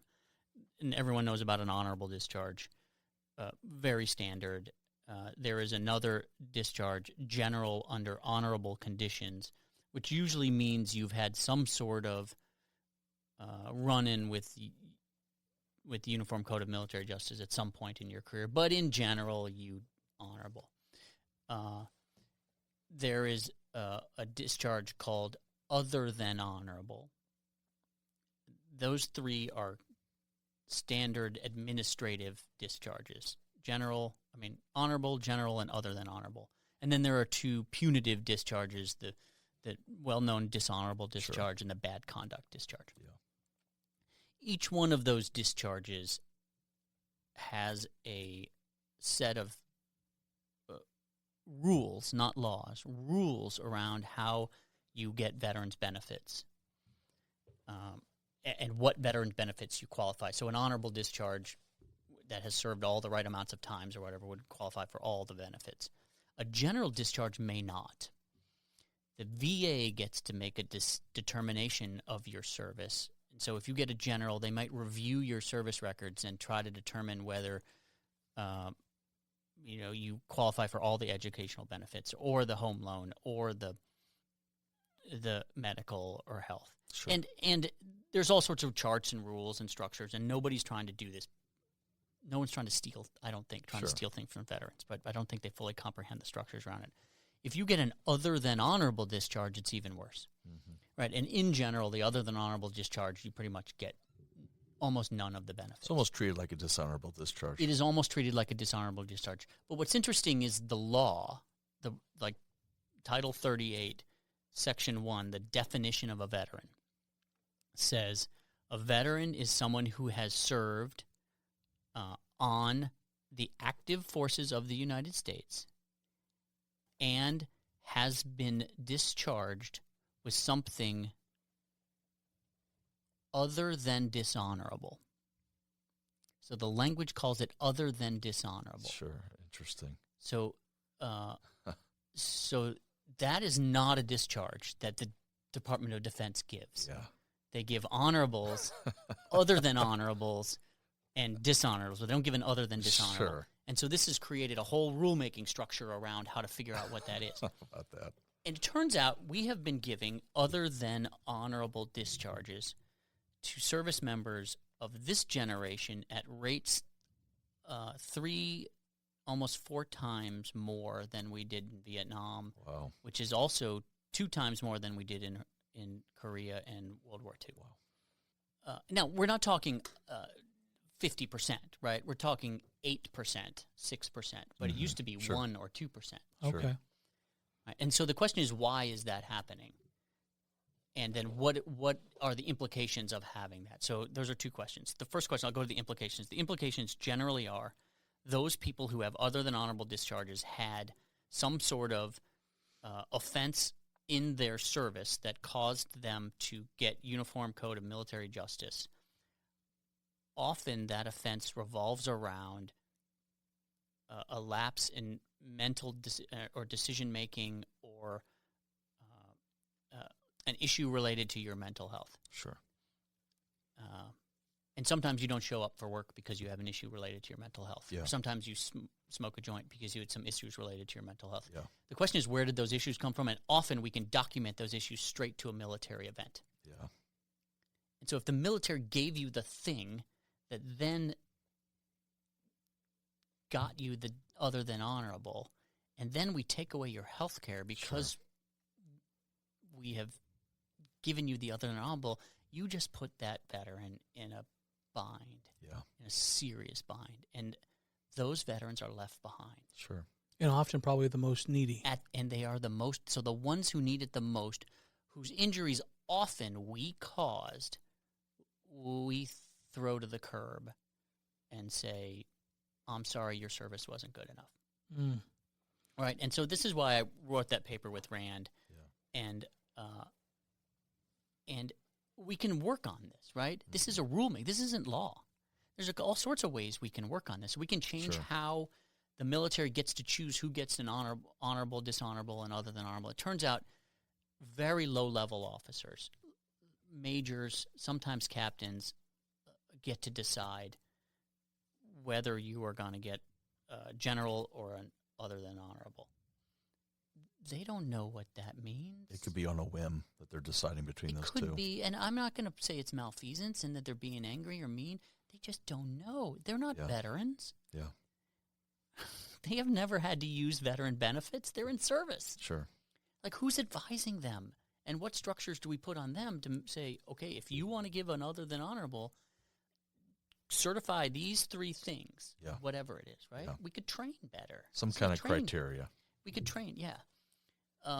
We could also go back to the VA and say there is no such discharge. Sure. At all, It's other than general is other than dishonorable. Sure. An other than honorable is also other than dishonorable. Yeah. Right? And so stop it. Yeah. Now, of course, there's costs and structures, and we got to work on that. So that's what that paper was about. And it got a lot of traction, and I think it got read by some people. I mean, they have started. People are working on this. This is not a totally new thing. Sure. But it's important to understand. That was exactly the issue and the problem that Mike Vincent, a retired lieutenant colonel, actually, Marine, discussed with me. He's a really brilliant guy. I might get you guys connected. Yeah. You might enjoy talking with him. Thank you for discussing that paper. There's one more thing, and then we'll get to my closing statement. Earlier we talked in length about 9/11 and the ramifications of 9/11 on our nation. You wrote an article regarding the Global War on Terrorism Memorial that has just recently finished their planning stages, and so now I'm assuming they'll go into the actual building or the building phases. This was an October 2025 article written in the Military Times. Yeah. A few things that you said about the planned GWOT Memorial. It cannot be built as a static shrine. The war on terror is less a war and more an era, which I found really fascinating. The last thing our nation or our veterans need is another, quote, thanks for your service, end quote, rendered in marble and steel.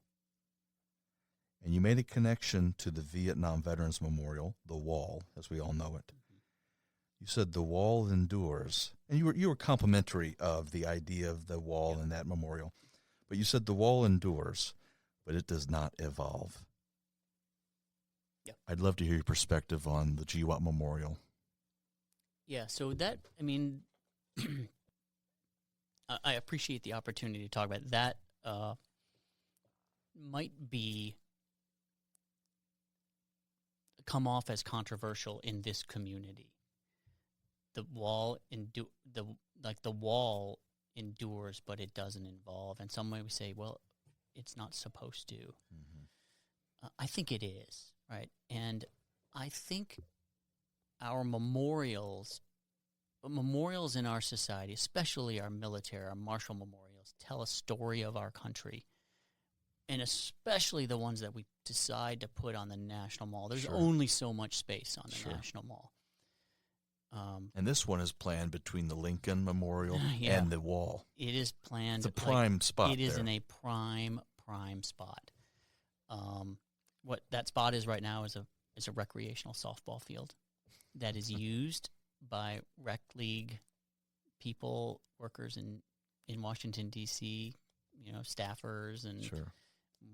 I don't know, retail employee, whatever. Yeah. And that's a fantastic use of America's front yard, Yeah. I think. Not to say that the other one isn't, Sure. but that is what a great place that is. Yeah. So here's what that article said. The global war on terrorism, in order to memorialize something, you have to know what it was. And you have to know what story you want to tell about it, because once you have put it in stone and marble, that's the story. Yeah. And so I went and studied the Vietnam Veterans Memorial. I've been to the Veterans Memorial a million times, but I never really went to study it until I did this research. And I went several times just to watch for hours how people engaged with the Vietnam Veterans Memorial. And the Vietnam Veterans Memorial, I'll tell you a couple of things. First of all, almost nobody looks anything up in the book on the side to find a name Sure. anymore. Now, of course, they have their phones and Yeah. they can find There's a an name. app for that, too. There's an app for Yeah. that. But but most people don't even engage with an app. They're not looking for anything in Sure. particular. Right? More than 99% of the people enter the Vietnam Veterans Memorial on the Lincoln side Yep. and walk through all the way and then take their right, and then they head towards George Washington. Right. Yeah. So the one leg points directly at Lincoln. Oh, I see. Right Okay. to right between his Wow. eyes, Okay. if you draw the line. And about the that? other one goes directly to the dead center in the middle of the How about that? Washington Memorial. The Vietnam Veterans Memorial is Incredible. designed such that. Yeah. So they enter and leave as if the event happened in one Fluid motion. fluid motion. Yeah. And they rarely go find a name and leave back Sure. the other way, because the social structures and the crowd drives them this way. Yeah. And but what they don't do in most cases is stop at the three soldiers, the Frederick Hart statue, Yeah. or the Women's Memorial, Sure. which is not too It's far away. easy to miss those. Right. I've done it before. Right. Or the plaque, the in memoriam plaque, which says there's a whole bunch of people who died from Vietnam who are not on this, and they are still people dying from Vietnam today. And so my argument was they have tried over time to evolve the story about what is Vietnam, but the wall is so powerful Yeah. that the whole thing is the Vietnam Veterans Memorial, all of those things. But if I had to ask you what's the Vietnam Veterans Memorial, it's the black granite walls. Yep. Right? And so it tells a story of sacrifice and loss, but that story is still changing. Yeah. Right? And we don't have any ability to we've tried, and it didn't work. So my question about the Global War on Terrorism Memorial really starts with, well, what is it? The Global War on Terrorism, to me, I didn't live through Vietnam, so and there was a lot of societal change in Vietnam, but the 9/11 changed who we are as a society and how we think about security and safety and privacy, and how we balance those things. We can't remember a time. I was just 2 weeks ago, they were talking about, well, maybe you'll be able to go get a special gate pass to go to the gate to pick up your family at the gate instead of having to wait on the security line. That was normal. People don't even remember, right? But that was normal. Right. So the Global War on Terrorism is as much an era of our society as it was a war where we lost, 5,800 people thus far. Yeah. Also, the Global War on Terrorism continues. Mm-hmm. You can stop giving the medal. You can change the name. Sure. But it sure feels like the Global War on Terrorism to me and to you and to most people. Yeah. And to the family members who's, who, interestingly, mostly guardsmen now who are serving in Syria. Right? Sure feels like they're in the Global War on Terrorism. Sure. So if we're going to memorialize it, how are we going to mention those stories? Yeah. And so my argument in that article was we have to build it purposefully to evolve. Mm-hmm. I don't know exactly what that looks like. But what I do know is if we throw together a large object in steel and stone and marble that's exciting and powerful and put a big, honoring those who served, and that's all we do, we haven't done enough. We have to build it so that the stories of your family and my family Sure. can evolve into it. We have to tell the stories of the guardsmen and guardswomen who deployed, who joined the Army in 2000 to get college money, and a year later ended up in Iraq. Yeah. Or in Afghanistan, and then 2 years later ended up in Iraq. We have to tell the stories of the people we have to be able to tell the stories of the people who were affected by this war that we chose as a society to participate in. And I'm not making judgments on the war, whether we should or should not, but our reflections on that have changed over time, right? Yeah. And if we're not doing that, we're making a mistake. And think about the service members, one of whom his uniform is just a few feet away.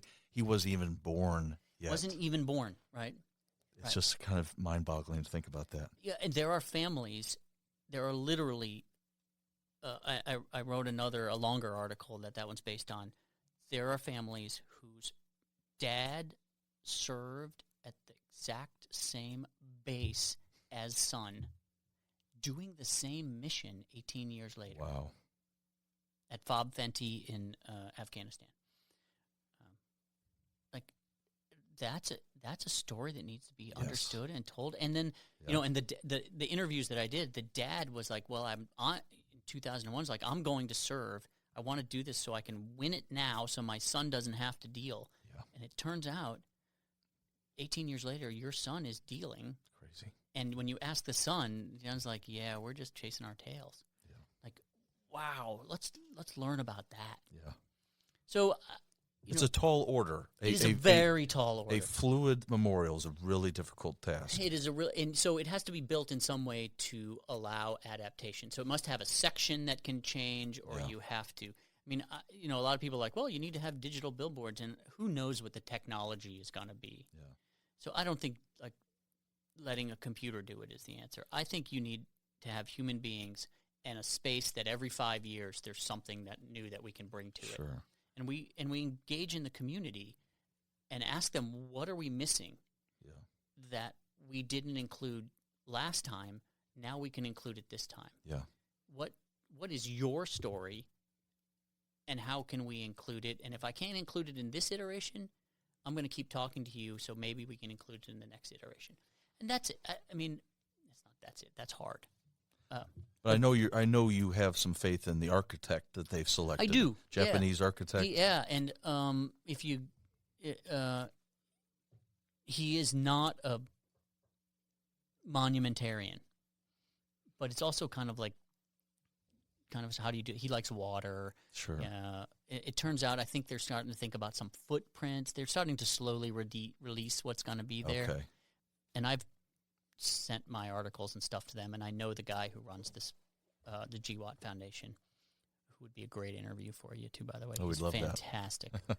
But his name is Mike Rodriguez. He's he lost an eye in combat. Is that right? Okay, Yep. I've seen a picture of him. Yeah, just a fantastic guy and a excellent advocate. And probably most important, project manager. Sure. Because it's really hard to get something built on the National Mall, and there's a lot of red tape, and you've got to be on your game.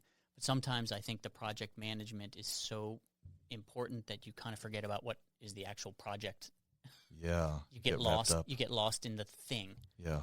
And maybe you assign it out and do it. So, it was a think piece as much as. Mm-hmm. But this is the stuff I was thinking about for the last few years. I really appreciated your take on it. And another interesting thing to note about the architect, I'm sure you know this, Jim, a dear friend of his was killed in 9/11. Oh, I did not know that. Yeah, so he has a connection to 9/11. When I first saw it, I thought to myself, I hope this doesn't sound xenophobic, but I thought, well, a Japanese architect for such an American memorial, doesn't make any sense. Read into him, and he knew someone that died in 9/11. Yeah. So it's nice to have that through line. Yeah, but it's interesting, and I do, we all agree that, well, we don't all agree that 9/11 is where it started. Some people will say it started at the USS Cole. Sure. Some people will say it started, but in general, we have that. But the global war on terrorism has just expanded so far beyond a response to that. Yeah. And we asked our service members, we continue to ask our service members to carry that burden. And then they discharge and become veterans, and how do we help them carry the burden that they like? We need to do something. I just want to be thoughtful about it. Excellent take on that. I almost think that there has to be some sort of piece or connection to the damage done through moral injury. Yeah. Yes. Right. It's a really important thing that's Good point, Ethan. coming up right now. Yeah, and in I our don't know, conversations.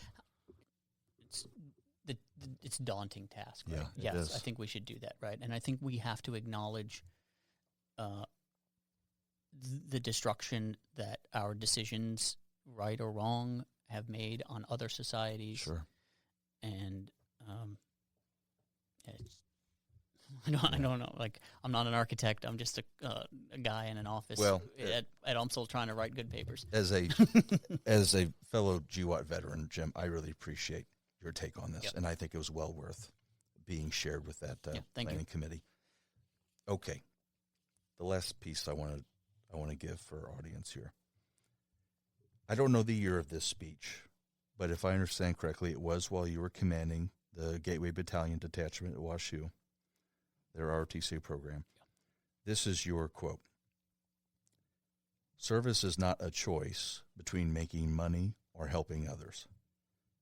It is not a choice between yourself or your community.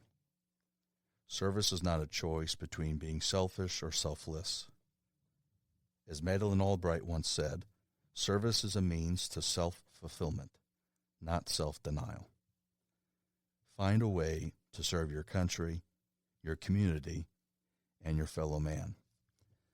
I read that quote because I want to relate it to another relative of yours, Jim. We've talked a lot about the men in the Craig family, and it's worth talking about them. They did incredible things for our country, going as far back as James Craig, and as we discussed earlier, maybe even Isaac Craig. There's another relative, your great aunt, Malin Craig. I want to read a short piece from her obituary. "Malin Craig was not simply kind. She was truly gracious. That is, she was filled with grace and generosity. A quiet person, she effectively helped others see themselves as God's beloved by the way she treated them. Her listening and responsiveness to others provided each with a profound sense of being loved." So as much as we show gratitude for the Craig line through the men and the military prowess in the Craig family, I wanted, for my piece, to end with the dedication of a female member of your family. And she was part of the Sacred Heart Society, Is that right? Yep. And so I wanted to honor her service because she served in a different way, but just as important. So, Jim, for me, this has been an absolute pleasure. Really appreciate you being willing to speak with us. Thanks so much. Thank you for that. That's my Aunt Malin.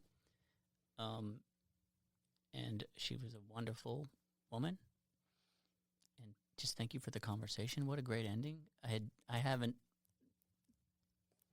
read that probably since a couple of days after her funeral. And wow, that one's a good one, right? That maybe I learned something from her. So anyway, thank you very much for the conversation. Thank you for what this place is and what it does. And let's keep spreading the word about this great place. And I appreciate you having me on. And I don't know what more to say. Thank you. Thank you, Jim. And with that, we're going to go ahead and sign off of the Operation Insight podcast from the Mid-America Veterans Museum.